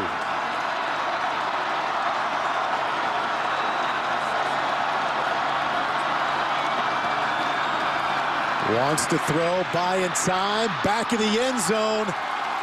Touchdown, Broniker, his 2nd of the day.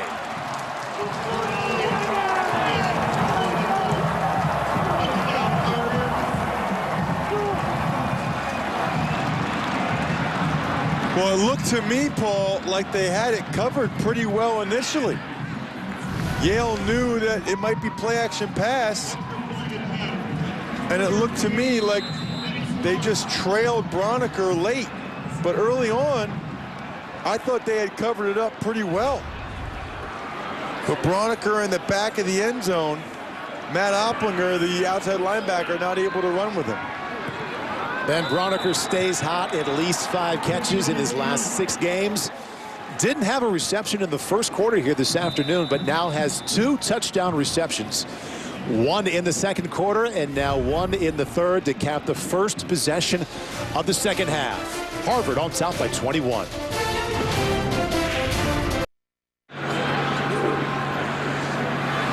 Seems like a long time ago, Yale led 7-0.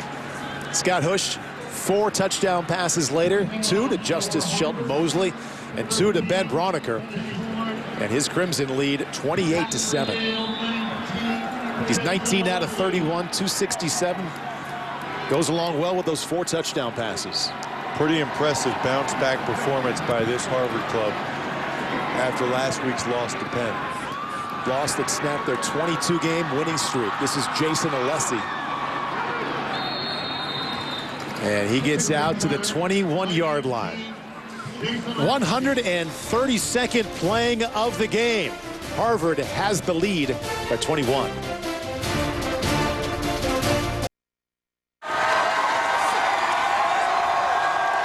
Boeing and Raymond James present the Ivy League Game of the Week. Comes to you from inside the Yale Bowl. First time in over 100 years we have lights. And Harvard has a 28-7 lead in the game. Morgan Roberts across the middle. And that's been his favorite target, Chris Williams-Lopez, for 25. Not just his favorite target, that's been their best play. Williams-Lopez out of the slot, down the seam, working against Asante Gibson. He has 9 receptions for 130 yards and 1 touchdown, the lone touchdown for the Bulldogs. Ross draw across the 50-yard line. And here's the play you called their best play so far. We've seen it a number of times. And a lot of times it's happened after they fake it to the running back. Williams-Lopez just snares that ball out of the air with his hands. 2nd down 5, that's Dale Harris. And the Harvard defense, like it has all game, strong against the run on that one.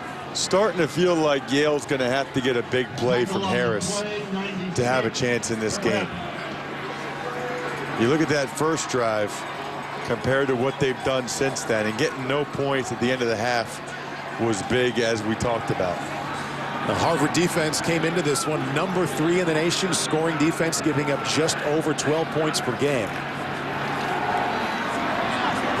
And that one falls incomplete, a little late by Roberts. And low intended for Robert Clemens. That'll bring up third down. Yeah, I think, Paul, he was trying to throw it deep. I think he was trying to fake it out there, looking at the tight end to see if maybe he had it. And then Clemens was more of an outlet receiver. But that's at least the third throw that Roberts has been short on in one hop. And that was on third down. This is now fourth down and a yard.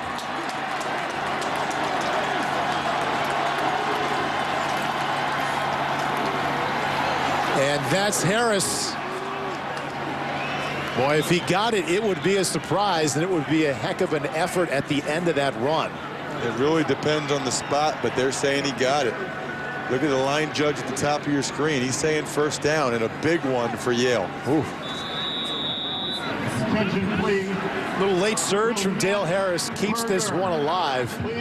Going for it on 4th and 1 is what you do when you're down 28-7. You haven't scored in 7 possessions. Looking for some kind of momentum. In now is Deshaun Salter. That's a pitch and catch to Chris Williams-Lopez. Good for 8 yards. That's his 10th reception of the afternoon. Should be noted, Paul, in this game last year, Yale was down 17 points and came back to tie it with 3 minutes and 44 seconds remaining. So Morgan Roberts did this last year.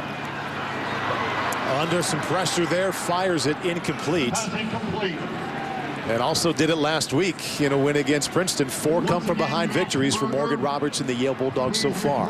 Roberts really did well there just to get the ball away and not take a sack. Hard to believe Roberts, really only the starting quarterback for 2 years here at Yale, is #1 in total offense. Those yards a couple years ago as a quarterback / wide receiver helped as well. Play action to Salter. Low to Williams-Lopez, falls incomplete. And when we talked to Tony Reno this week, the head coach for Yale, he said, you know what? Morgan cost us against Penn. He threw 3 interceptions. A stretch of October, 4 games where he had 8 interceptions. And he said, you know what? Your hero is always going to have some adversity. You got to see how he comes back. 2-0 in November. He's got some work to do in the rest of this game, but yet to throw a pick in this month as his Bulldogs are 2-0. In the direction of Williams-Lopez, incomplete. That is a big, big stop by Harvard. Absolutely nowhere for Roberts to throw the ball there on 4th down.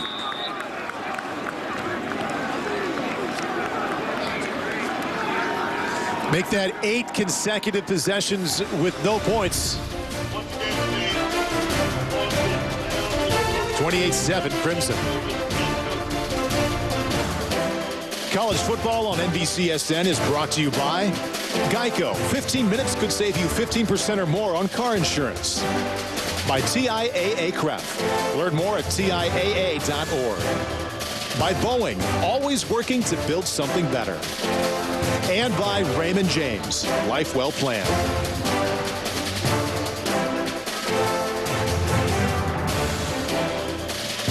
Harvard Crimson had a 22-game win streak snapped last week at home against Penn, but right now appear to be on their way with a 21-point lead in the game over the rival Yale. 6:33 left in the third quarter, and the Harvard offense back with the ball. Samar Smith, the tailback, but Ross, most of their success for Harvard has really been about the passing game, as Hush has 4 touchdown passes. 2 of them to that guy right there, Ben Broniker. Hauls that one in for a first down and a gain of 13. Doesn't seem like it was that long ago when we were saying we haven't said Broniker's name yet. No catches in the first quarter. Quiet. Yeah. I guess that's over. And Scott Hush, 20 completions, good for 280 yards. At a time when so many offenses are going with the short passes, Ross. Hush top 10 in the nation in yards per completion. You see that downfield attack once again today. There we see the Yale defense stepping up to drop Samar Smith for a loss of 3.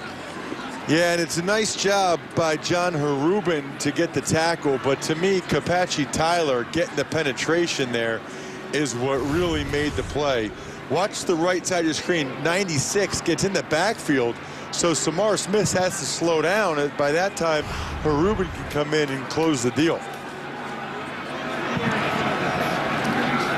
Second down, 13. Here's Hush to Justice Shelton Mosley. How about that move down the sideline? Already has a couple of touchdown receptions, and that's a pretty 31-yard pitch and catch. Hush just gets the ball out in space to Shelton Mosley. They do that so often, and if you miss that first tackle like Jason Alessi did, you got problems. As soon as he caught that ball, the quickness to get back to the sideline and sprint. Push to Fisher. And he's down to the 21. Better job there by Alessi on the tackle, and then Andrew Larkin came in and finished him off.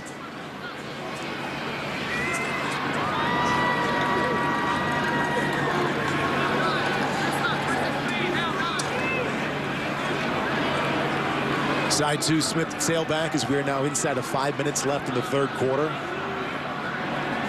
Harvard coming into this one 8-1. A win gets them a share of the Ivy League title, along with Dartmouth and Penn. Hush already with 7 carries. There's his 8th. He slides right at the 20-yard line.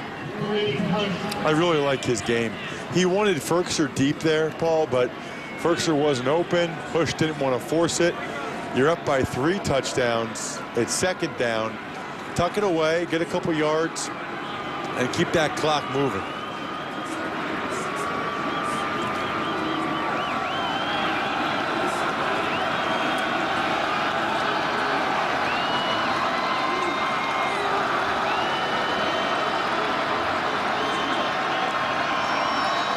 Yale showing the blitz here.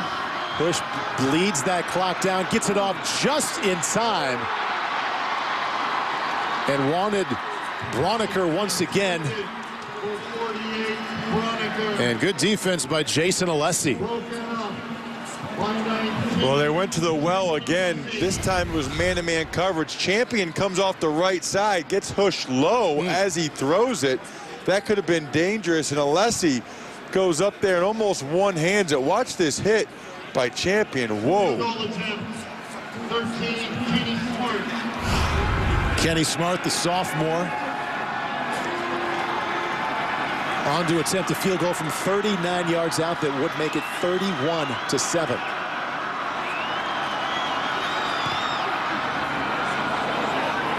Harvard now has 31 unanswered points since early in the first quarter. Crimson also has a 24-point lead. 3:48 left in the third quarter in the game. Harvard in control. If you're a fan of the Harvard Crimson, you have reason to be excited here inside the Yale Bowl this afternoon. They did trail 7-0 at one point, but there you can see the results since then. 31-7 now, 3:48 left in the third quarter. Paul Burmeister and Ross Tucker in the booth. Carolyn Mano on the field, or as you're going to see in a matter of moments, in the stands with a special guest. And back to receive from Yale, Jamal Locke.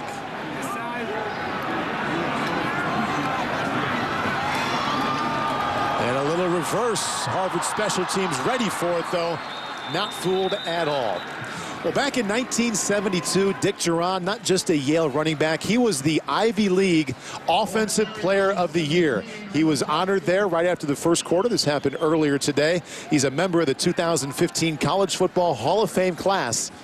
And right now, he's standing by, or I guess sitting next to our Carolyn Mano. Yes, we're taking in the game. Unfortunately, we wish that Yale was doing a little bit more here, but congratulations on your College Football Hall of Fame induction set to take place in December. Many accolades to your name, but what does that honor mean to you? Present, obviously, one of a lot of teams, great university. I'm really thankful to Yale, President Salovey, everybody really, and especially my teammates and my family and friends who have been so supportive through everything. And our daughter Kate has done in everything. You mentioned Carm Koza, the legendary Yale coach who really remembers your time at the university fondly. He jokes that he could trap you in a phone booth and you still wouldn't be able to catch you. You were that elusive as a running back, and we know you as a defensive mind, but how fondly do you remember your time as an offensive player? Elusive, to be perfectly honest. Carm was actually faster than I was. Carm could outrun me, and often did, you know.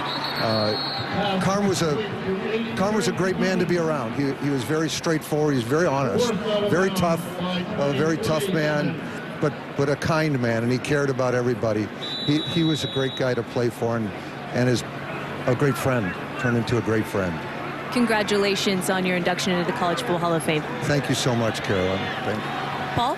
Carolyn, Dick, thank you very much. A real gentleman there, in addition to being a heck of a football player here at Yale. That's Ross Strahl hauling it in from Morgan Roberts. As I mentioned, 1972, he was voted the best offensive player here in the Ivy League. Ran for 2,947 yards in 3 seasons here. He can say he didn't think he was that elusive, but the numbers speak differently. Look at the mustache there. That is quality. Awesome. Morgan Roberts flips it out wide. And, you know, it wasn't just the playing days here for Dick Jauron. He went on to a heck of a coaching career in the NFL, Ross. 24 seasons in the NFL. He lost the mustache for most of his coaching career in the NFL, but was the AP head coach of the year for the Bears back in 2001. Yes, I remember that very well. They were 13-3. Jim Miller was their quarterback. 2nd down 7 for the Yale quarterback, Morgan Roberts. A big hit delivered right there for the Harvard defense by Chris Evans. Tackle 23, Evans. Like you, Ross, he played for the better part of a decade. Nice. 3 teams. There you go. Finished up with the Browns and Bengals.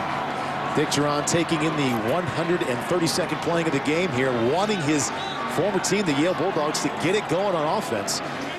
Something they've failed to do since that first possession. 3rd down and 5. Roberts stands in and delivers. That'll be 1st down Yale. Saragusa Jr. with the reception. Really good throw there by Morgan Roberts. He's had a lot of them today. They just haven't been able to get it done on critical downs. They're going to go to more of a hurry up here. And I think that they should, although now they're looking at the sideline. Stylistically, one of my least favorite things about college football. They're looking at the sideline thing. I know why they do it. That doesn't mean I have to like it. 1st down and 10 now. Back to the ground game. Deshaun Salter. And to follow up on that, Ross, when you have a senior quarterback, Morgan Roberts, and that's who he is. He was 2nd team All-Ivy League last year. He started all the games this year. Shouldn't you trust him at some point to call his own plays? Well, what they do while he's looking at the sideline is they want to have an idea of what the coverage is before they actually call the play, or at least what Harvard's showing in the pre-look, the pre-snap look. I get it. But, yeah, I do think Morgan Roberts probably would have a pretty good idea of what the coach wants to call in that situation anyway. 2nd down 8, looking to his right side. Tried to work it in there to Saragusa Jr. Throws into coverage, incomplete to bring up 3rd down. Man, I'm impressed with Ahern. I mean, how many times has Ahern's coverage been stride for stride today? A number of times. He called his name more than anybody else on that Harvard defense. So 3rd down and 8. The point where Yale failed a lot in that first half, going 2 out of 8. And now as the seconds wind off the clock here in the 3rd quarter, looking to convert and keep a drive going. Roberts. Boy, that is a pretty pass and a great catch by Chris Williams-Lopez. Excellent job of hanging on to pick up 27. Yeah, watch this throw and catch right here. This is big time. Roberts looking left, holding the safety Peters in the middle of the field, coming back to Williams-Lopez. Peters gives him a shot, but not able to make a play on the football because Roberts had held him to the middle or left side of the field. Williams-Lopez having a day. 13 receptions for 169 yards and 1 touchdown. See if the Bulldogs can put another touchdown on the board. We head into the 4th quarter of the game with Harvard in control, 31-7.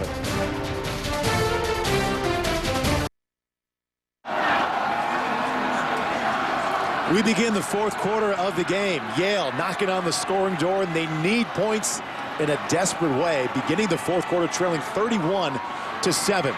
Roberts deflected, falls incomplete. Late flag does come in. And that's the right call there. Matt Corrin's the captain, but he delivered a shot to the head or neck area of a defenseless player right there.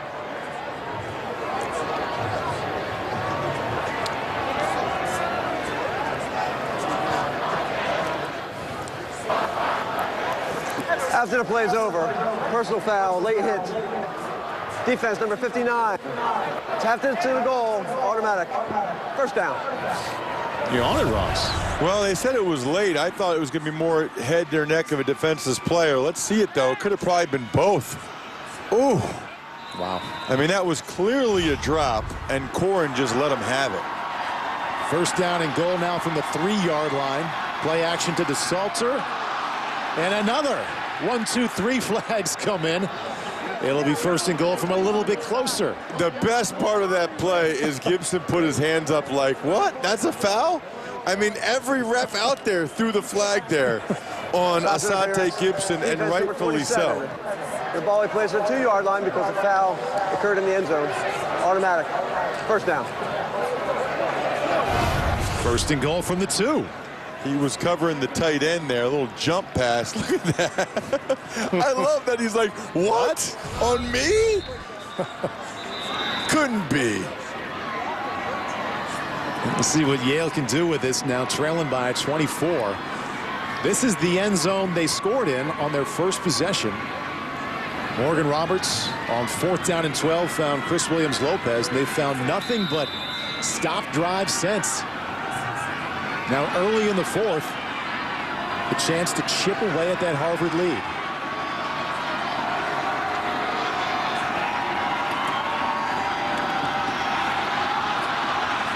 The fake to Deshaun Salter, and Roberts kept it himself. Love the idea, but Harvard's disciplined just too much, including that guy right there. The first one you saw, number 97. James Duberg. Really Langston Ward as well, but they're just so strong and disciplined up front.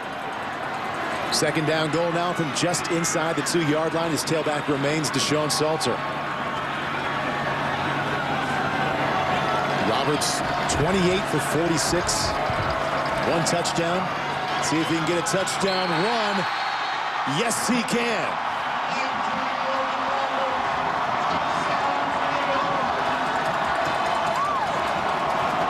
Well, he's doing it right there near the student section, so they're going to be happy with that.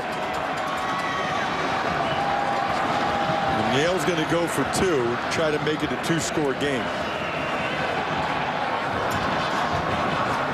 Cut the lead to 16 for Tony Reno's group. That's the right move. You got to try to make it a 2-score game here.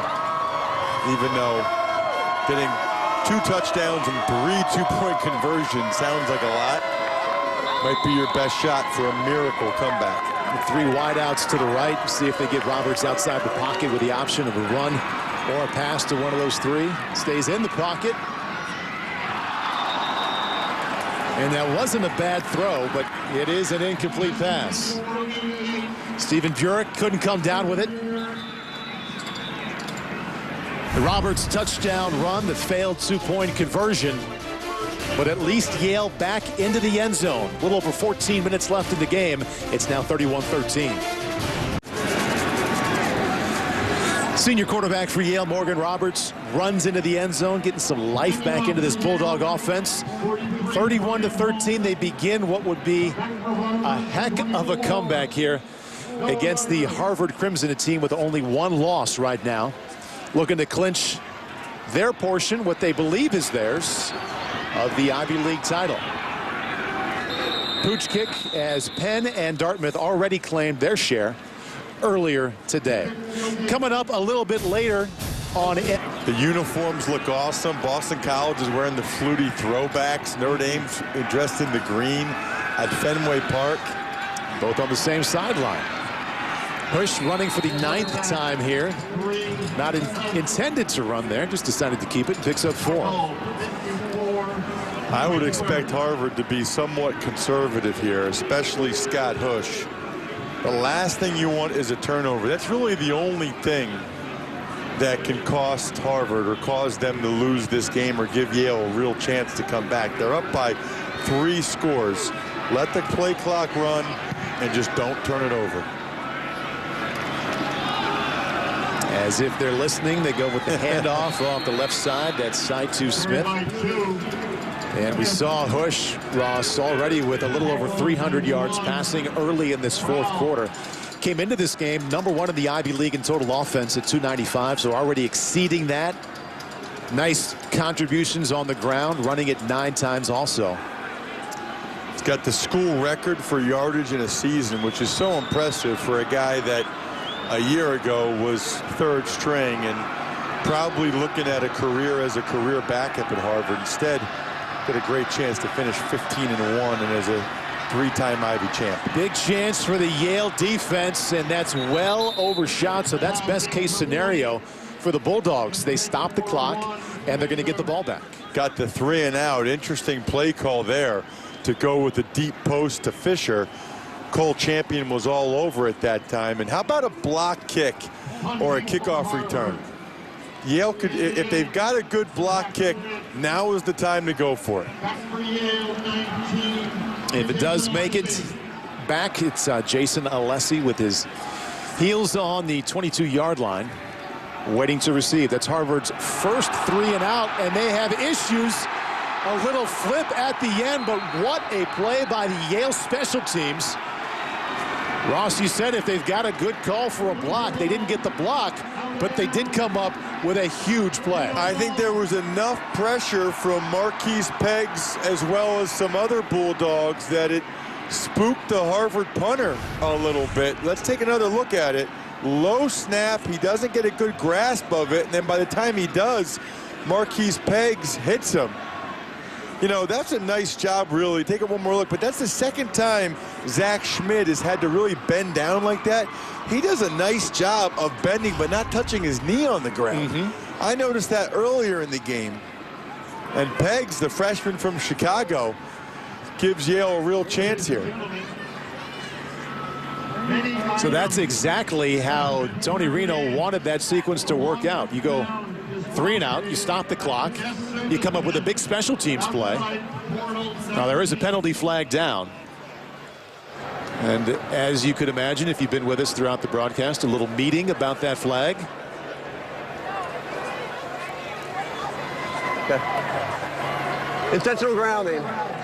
Kicking team. The foul includes the cross of down. Yale ball at the spot. First down.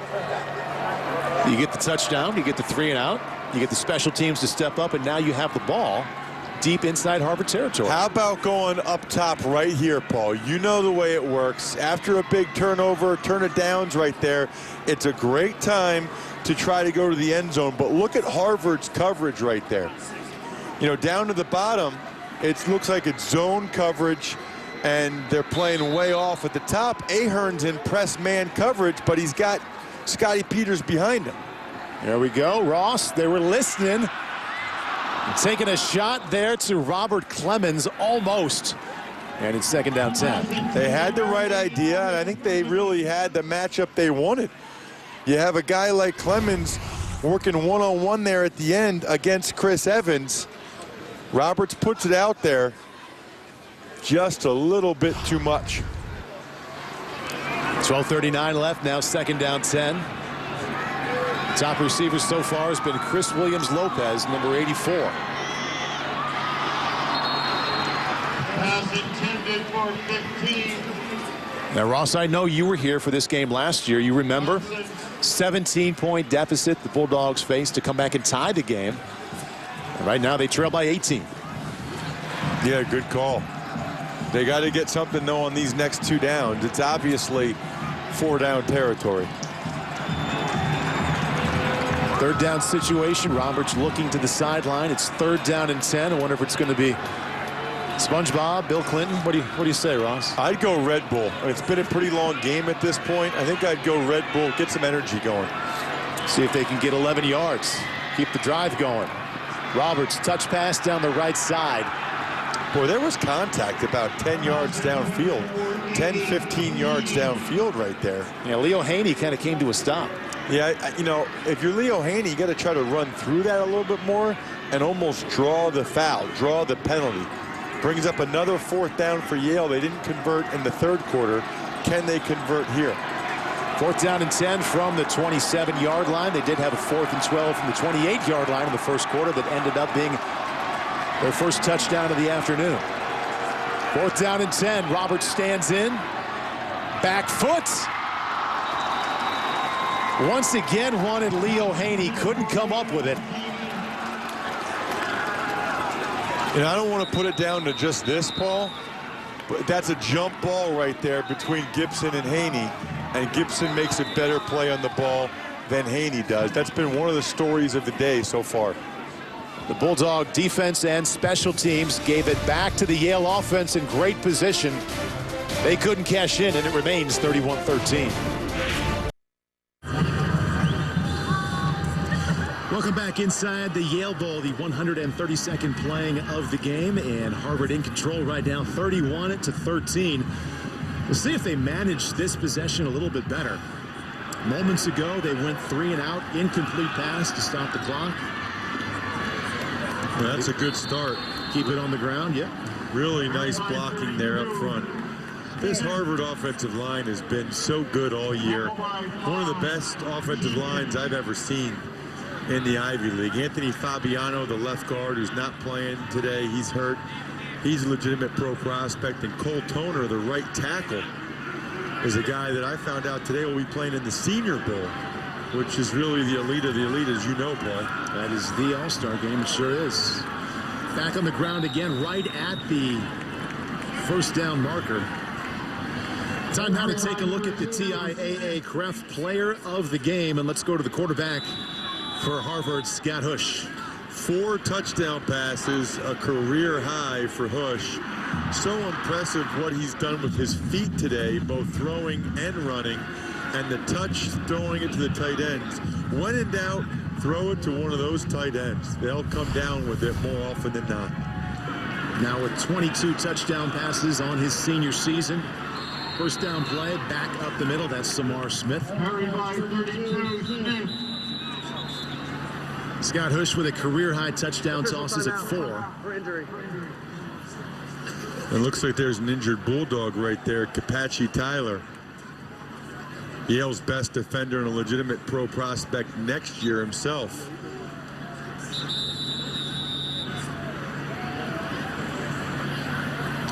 Get you back here to the game right after this.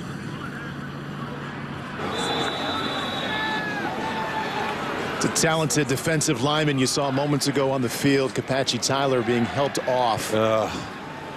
You never like seeing that. Can't put any weight on that left leg. Kapachi Tyler really struggling to get up that tunnel. On the field, his Bulldog defense, 10:55 left, trailing 31-13. Scott Hush has thrown 4 touchdown passes already today. Look for him to really try and work this running game and move that ball down the field. That Saitu Smith. Wow. Little scoot around the right end. You know his teammates like that. And there's a 5th-year senior. This is his last game. Look at that smile. He doesn't know how many more carries he has left. 5th-year senior. You don't see that very often in the Ivy League, but he missed a year with an injury with a nice little stiff arm there at the end of that run. The senior class looking to move to an impressive 36-4 for their careers. Just like last year's senior class, finished at 36-4 as well. And Smith, good blocking up front, across the midfield stripe down to the 48-yard line. Gain 6. Harvard's big offensive line starting to take over a little bit. And Saitu Smith has had a terrific play. Let's look at the previous run, Paul, the stiff arm. I want another look at the stiff arm. This is me. I called for this, right? Watch it bounce outside. Watch his left hand right here. Doink! Just shoving Cole Champion to the ground. Wow, that is, I mean, Cole Champion, you're talking about one of the best tacklers in the league. Very impressive by Smith. Zaitu Smith, 10 carries, 44 yards. His brother Samar Smith now in at tailback. And he gets out to the 48-yard line. Well, the Harvard running game hasn't been dominant plenty of times today. It hasn't really even been that effective. But if they can allow them to keep the ball here and keep the seconds and the minutes moving off the clock, it'll be a good finish for the Crimson guys up front. Pretty impressive, too, Paul, that they're doing it without their Paul Stanton Jr., who's second in school history, 38 touchdowns. He actually came into today 94 yards shy of 3,000 rushing yards for his career. And he probably would have gotten it if he had been healthy enough to play the rest of the Penn game last week and this week. Oh, they can't go too long without going back to the air. Ben Broniker, 2 touchdowns today already, and that reception picks up 9 yards, and that'll be another Harvard first down. I mean, how about Broniker? I mean, not only is he an awesome player, his name just sounds like an awesome tight end. It's like he should be a football player, Broniker. right? I like it. 6 catches, 88 yards with those 2 touchdown receptions. You know, moments ago, Ross, we saw Tim Murphy on the sideline. And I found it interesting what he told us his message to the team was this week after they had that 22-game win streak snapped. It wasn't just the, you get knocked down, you got to get up. He said, you better get up angry and play angry when you get inside that Yale Bowl this weekend. I don't know if how angry they've been, but they have been in control since they trailed 7-0. That offense really started coming back, led by the senior quarterback Scott Hush. And they could have gone either way, Paul. We talked about earlier in the game, but you know, you lose to Penn, you could have been heartbroken that you lost your undefeated season, that the winning streak's over. They went the exact opposite way, and they recognized not only was it a chance to win a piece of the title, a chance to beat their rival, but a chance to do something that nobody else at Harvard has ever done, and that is win 3 straight Ivy League titles. That cements their legacy forever. They could also win 9 consecutive as a program against Yale. That's never been done. Hush running for the 10th time and running for a first down and then some with the slide at the 17-yard line. And he slides and stays in bounds. You know, I want to go back a long time ago, Paul, when I called him a game manager. His numbers are going to be ridiculous today, but it's just the way in which he does the game. I mean, nothing there. He knows they have a big lead. I'll tuck it away. I'll get plenty. Now slide inbounds. So when they set the chains, the clock starts moving again. I mean, you'd expect anybody that goes to Harvard to be a smart kid, obviously, but he is very football smart, and that's shown itself over the last 2 years. First down and 10 now inside the 20-yard line. Back to the ground game. Zaitu Smith across the 15-yard line. Thought it was also interesting during the week, Ross. We had a chance to talk to both of the head coaches and their different philosophies on this game. You had Tony Reno saying, you know what? We want a faceless opponent. This is Yale against Yale, just like any other week. We talked to Tim Murphy, and he said, I told my guys, embrace it. Embrace the crowd. It's over 52,000 today. Embrace the hype and the national TV attention and the opportunity to play for another Ivy League title. 2 totally different philosophies heading into this huge week.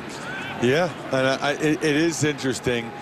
And I got to tell you, I think Harvard's had better players, but it also seems like to this point, their philosophy going into this game has worked better. Push now inside the 10-yard line. You know, typically, Paul, you want to limit the number of hits that your starting quarterback takes because you don't want him to get hurt. But I guess when you only have the guy for 5 more minutes. Let him go. I mean, I'm not saying Coach Murphy's looking to get Scott Hush hurt here. I just think he's throwing caution to the wind a little bit. We just saw Murphy on the sideline and backing up to late 1993, just after he led Cincinnati to their first winning record in over a decade, accepted the job at Harvard, and the success he's had since then, incredible. Ivy League titles in 7 of the last 14 years. A win today means a piece of an 8th and 15. And that is going to be another Harvard touchdown. Justice Shelton Mosley has reached the end zone 3 times today. And that was just a really well-blocked play. And that was a tired defense at the end of a long day and a long drive. They hooked the left side. Ferkser and Samar Smith both get excellent blocks on the edge, and Justice Shelton Mosley wasn't even touched. Crimson came into this game an Ivy League best 36 points per game average, although they'd been in a bit of a scoring slump, scoring 25 or below in each of the last 3 games, but now they're at 37, moments away from hitting 38.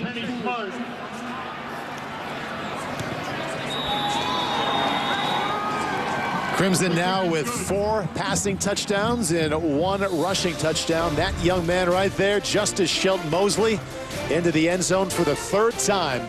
Crimson by 25.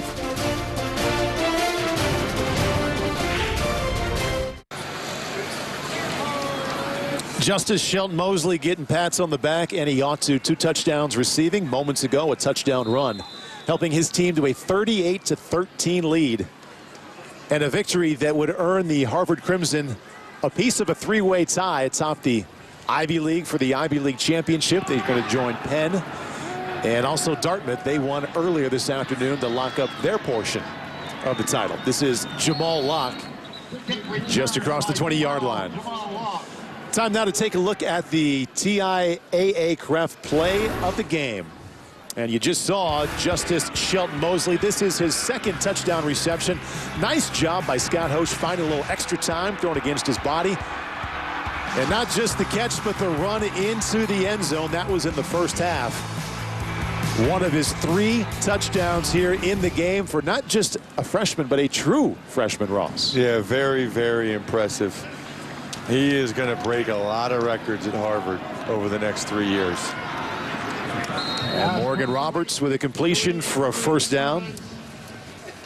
That's to Robert Clemens.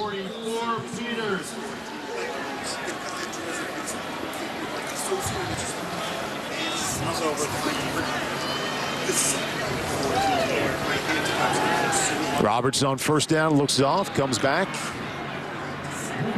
and finds Clemens once again for a gain of 9. Let's go down to the field and join Carolyn Mano.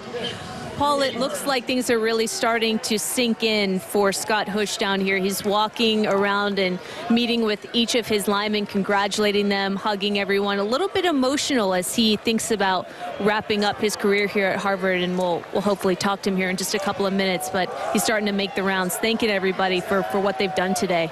And Carolyn, they ought to thank him as well. 320 passing yards, 4 touchdowns, ran for 60 yards. So 380 yards of total offense. It's good even for someone who averages 295, which had him atop the Ivy League coming into this game. And certainly doing his role in what looks to be, or what's going to be, a 9th consecutive win in this series for Harvard.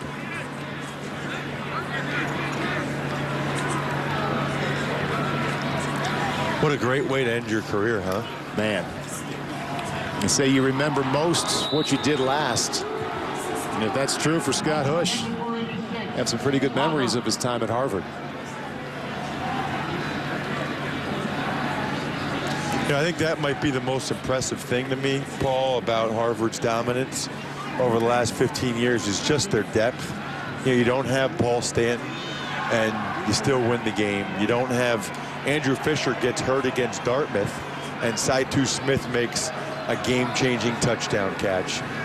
You know, yet you lose Connor Hempel last year. In comes Hosch. The beat just goes on. 4th down and 1. Gutty completion there for Roberts across the middle. That's Stephen Burek hauling it in, keeping this drive alive.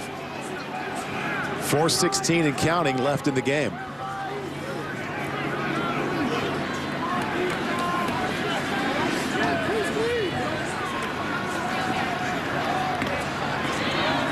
Roberts liking what he has over the middle there against the prevent defense. That's Leo Haney.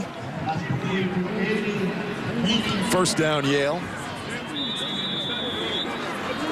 Brought down by Eric Meads.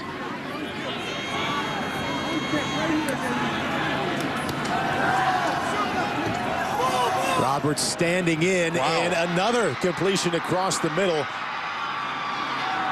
A great catch by Haney.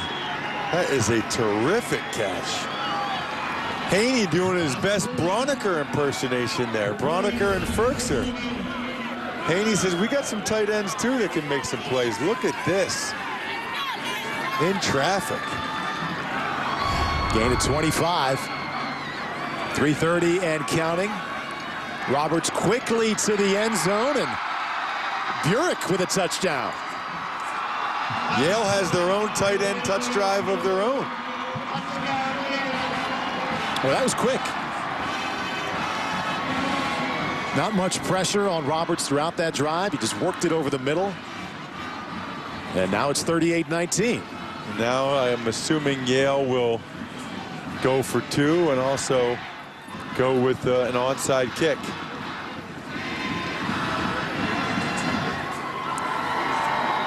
A 2-point conversion would make it 38-21, cut it to a 17-point deficit, which would still keep it a 3-possession game.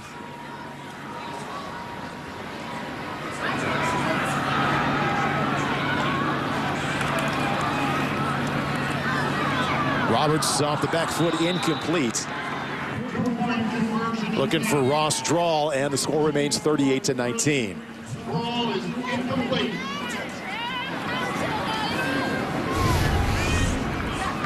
Roberts works the play action, just quickly releases it, and that's how it's supposed to look. You know, one point I want to make on that drive, just past the outstretched hands of Jacob Lindsey, another 5th-year player for Harvard. But one point I want to make on Yale there, did you notice, Paul, that that drive was all about super hurry up, and they weren't looking to the sideline? Now, part of the success is because Harvard's, playing a little softer coverage. I understand that. But it also shows to me that there's a value in just going with the hurry up and not always looking at the sideline to see what play you want to call. Drive took only 1:59, and I'm with you there. Keeps it moving, keeps the quarterback involved, thinking about calling plays. Here comes the onside kick, I would presume, and Harvard will have the hands team out there. You know you're buried deep on the depth chart as a quarterback when you're on the hands team, which I was back in 1991, Ross. That's when you start thinking, when you're jogging out there, am I ever going to play a quarterback? I don't really understand that, too. Like, why would they put a quarterback out there? As opposed to another running back or maybe a safety, someone with a little more athleticism. No offense, Paul. Well, you're assuming that I wasn't a fine athlete when I was buried on the depth chart. Were you? Could you run a little bit? Could you run a little bit? I couldn't really run. I could catch, though. Got it. I'd catch it. If that ball came to me, I had the confidence that I got it. It never happened. This is a very, very physical play. I almost cringe. Watch the guys in the front line try to block these Yale guys. There are some serious collisions right here.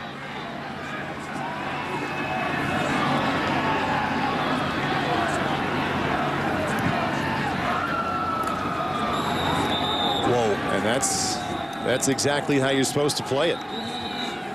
Kick was fielded by 83. David Tromke. A couple of catches today and made that look easy, which it really is not. Watch two things. Yeah, watch 83 get the ball and watch number 1 get blasted, right? Wow. Yay. Well, you called it. You said some people were going to be. Yeah, if the ball got a better second bounce and went over that first line, then you would have seen some serious collisions. And now we will see Harvard run the ball almost exclusively, I would imagine. And the man running with the ball will be Samar Smith, who got the start today because Paul Stanton tore his ACL last week. And there's Smith. Is he going to stay inbounds? No, he's not. Might get an earful there on the sideline. Although it was a good hard run, so all signs point to a 3-way tie for the Ivy League title. The Harvard team you're watching joining Dartmouth and Penn. Last time that happened, as Ross, you pointed out earlier, it's hard to believe, all the way back in 1982. Same 3 teams. Same 3 teams. How about that? Well, Tim Murphy's certainly used to if not claiming the entire thing, but a part of the Ivy League title. This will be the 8th time in the last 15 years. Harvard, if you go back the last 15 seasons to all FCS teams, best winning percentage in the nation at 82%. And that's a first down. Harvard in this season will be a little better than that 82%. Tracking to a 9-1 record. Again, awfully used to that kind of record at the end of a season in Cambridge. Yeah, and we mentioned Murphy. You know, maybe he's got more sniffs or more options that I'm aware of, but I'm surprised that more Division I schools have not looked to hire Tim Murphy. Some FBS major conference schools. I mean, the success he's had speaks for itself. There's so many ways to measure that. And when we talked to him this week, I brought up the question, you know, what's it been like? You guys haven't lost for over 2 years, responding to the first loss in the last 23 games. And he said, well, you know what? We've had 3 different double-digit win streaks here. So, you know, I kind of know it's not sustainable. I know how to react. We've been here before. First. Right. 30 seconds. Timeout. Yale's going to call timeout here with 2 minutes remaining. I don't know about that. I mean, you're down 19 points. 3 possessions. Yeah, I mean, that's... I guess maybe you're trying to send a message to the team, but... More football coming up here for the Fighting Irish. The road to a national title loss. Ross coming to Clemson, the school where Morgan Roberts, the Yale quarterback, started. Right now you've got the Irish at 4, you've got Clemson at 1, and in between Alabama and Ohio State, you got the Iowa Hawkeyes just on the outside of that group. Hey, man, they keep winning. I feel confident that if Iowa keeps winning, if they beat Nebraska next week and they beat Ohio State or Michigan State, whichever one it ends up being, how can you leave them out? I don't think you could. How can you leave them out if they're 13-0? A huge challenge next week, though, coming up at Lincoln. And a big challenge for the Irish tonight. Fenway Park taking on Boston College. Now inside of 2 minutes. Harvard on top, 38-19. They trailed at 1 point here today. Earlier this afternoon, way earlier this afternoon, Ross. It was 7-0 Yale. Push brought him right back. Quick 3-play drive, ending with a touchdown toss to Justice Shelton Mosley. 2 teams kind of traded blows at that point for the rest of the first quarter. A lot of the second quarter, a lot of defense, a lot of punting. A couple more touchdowns, though, later in the second quarter from Hush. 1 to Shelton Mosley, 1 to his tight end, Ben Broniker. And Harvard has been in control since that point of the second quarter. Carried by 2, Smith. Smith is short of the first down, and Tony Reno's going to call another timeout here. 30 seconds. We had 30 seconds. Timeout. You know, I think the two differences in the game to me, Paul, were number one, I just think that Harvard's pretty much a little bit better across the board, and especially their playmakers. You know, I mean, Broniker and Ferkser and Shelton Mosley, and even Saitu Smith and some of the plays they made. And then the other thing is, it just seemed like every time it was a 3rd down and 9, they made the play on those critical downs. Conversely, Yale didn't. That was the difference. And we talked to Scott Hush during the week and asked him, you know, if you were a defensive coordinator getting ready to face your offense, what would worry you the most? And he pointed to the balance between the run and the pass. But as I was thinking about his reaction to that question, the balance I really like that he's had this season is the balance between talented wide receivers, like he talked about, and talented tight ends. I mean, if you're really thinking about stopping that pass, you've got weapons on the outside and also on the inside that are pretty tough to keep track of. Smith fighting to stay in bounds there. As we approach the 1 minute mark, that was a 4th down play. And now Morgan Roberts and the Yale offense going to be back on the field, trailing 38-19. Has anybody ever gotten 19 points in 1:05? I know. You tell me. I know Friday night. I know last night we did Brown Columbia right here on the NBC Sports Network. And Brown was up 14-0, 21 seconds into the game. Really? 75-yard touchdown run. And then, you know, after a mishandled kickoff return, a fumbled snap for a touchdown. Roberts comes right back to the middle like he did on the former drive to Burek. But Ross, we spent some time in the studio together in the booth. You know I like to put you on the spot every now and then. So we have 3 teams sharing the conference title here in the Ivy League. It's going to be Penn, Dartmouth, and this Harvard team. If you had to say, you know, I think that one of the 3 teams is the best one. Whew. What's your answer going to be? That's tough. I think if it was a series, and, you know, this was baseball and they all played each other in a 7-game series, I think Harvard would win that over time because I think they have better players. I think the team that might be the most deserving right now, and it is Penn because they're playing. Wow. Because they're playing the best right now. Ahern, by the way, again. That was 6-on-6 crime right there against Austin Ruland. Ouch. Yeah, Penn playing the best of all 3 right now, huh? They are playing the best of all 3 right now, yes. And then lastly, you know, the only team that really had a close call victory loss was Dartmouth. Harvard was beaten pretty soundly by Penn last week. Penn was beaten pretty soundly by Dartmouth. Dartmouth was any number of 4 or 5 plays away, 1 play away from winning that, closing out that game against Harvard. What about Penn quarterback Alex Torgerson? Would you vote for him as the Offensive Player of the Year?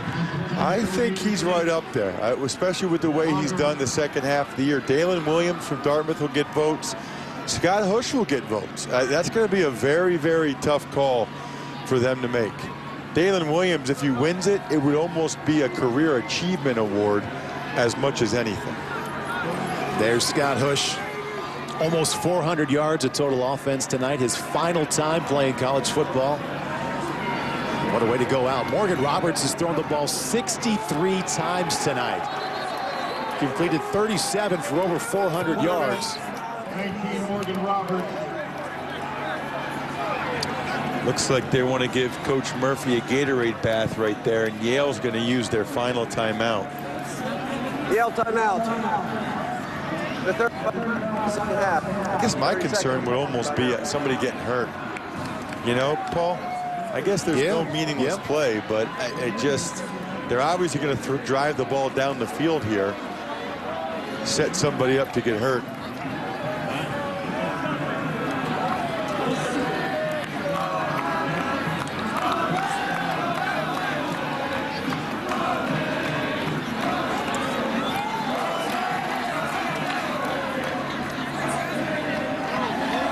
Harvard trailed 7-0 early in the first quarter. They've worked their way back to take command of this game, down 38-19. And most Ivy League titles, they're still 1 behind Dartmouth, but they're going to tie Dartmouth here. So a lot of ties with Dartmouth here.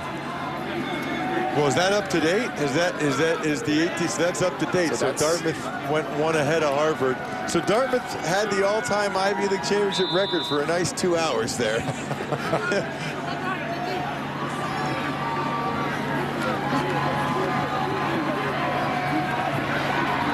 Roberts with a completion would run out of bounds. And 3 seconds remaining.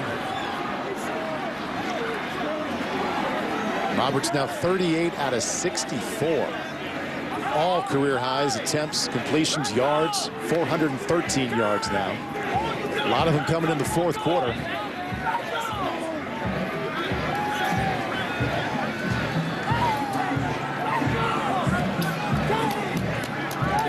Final play of the 132nd playing of the game coming up here. Roberts going to run around and fling it toward the end zone.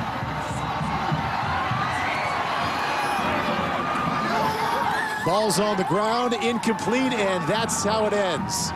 Final score, Harvard wins 38-19. Coming up next, NASCAR America Live, then at 7 Eastern. Number 4, Notre Dame taking on Boston College from historic Fenway Park. For Ross Tucker and Carolyn Mano, I'm Paul Burmeister. Thanks for being with us from inside the Yale Bowl.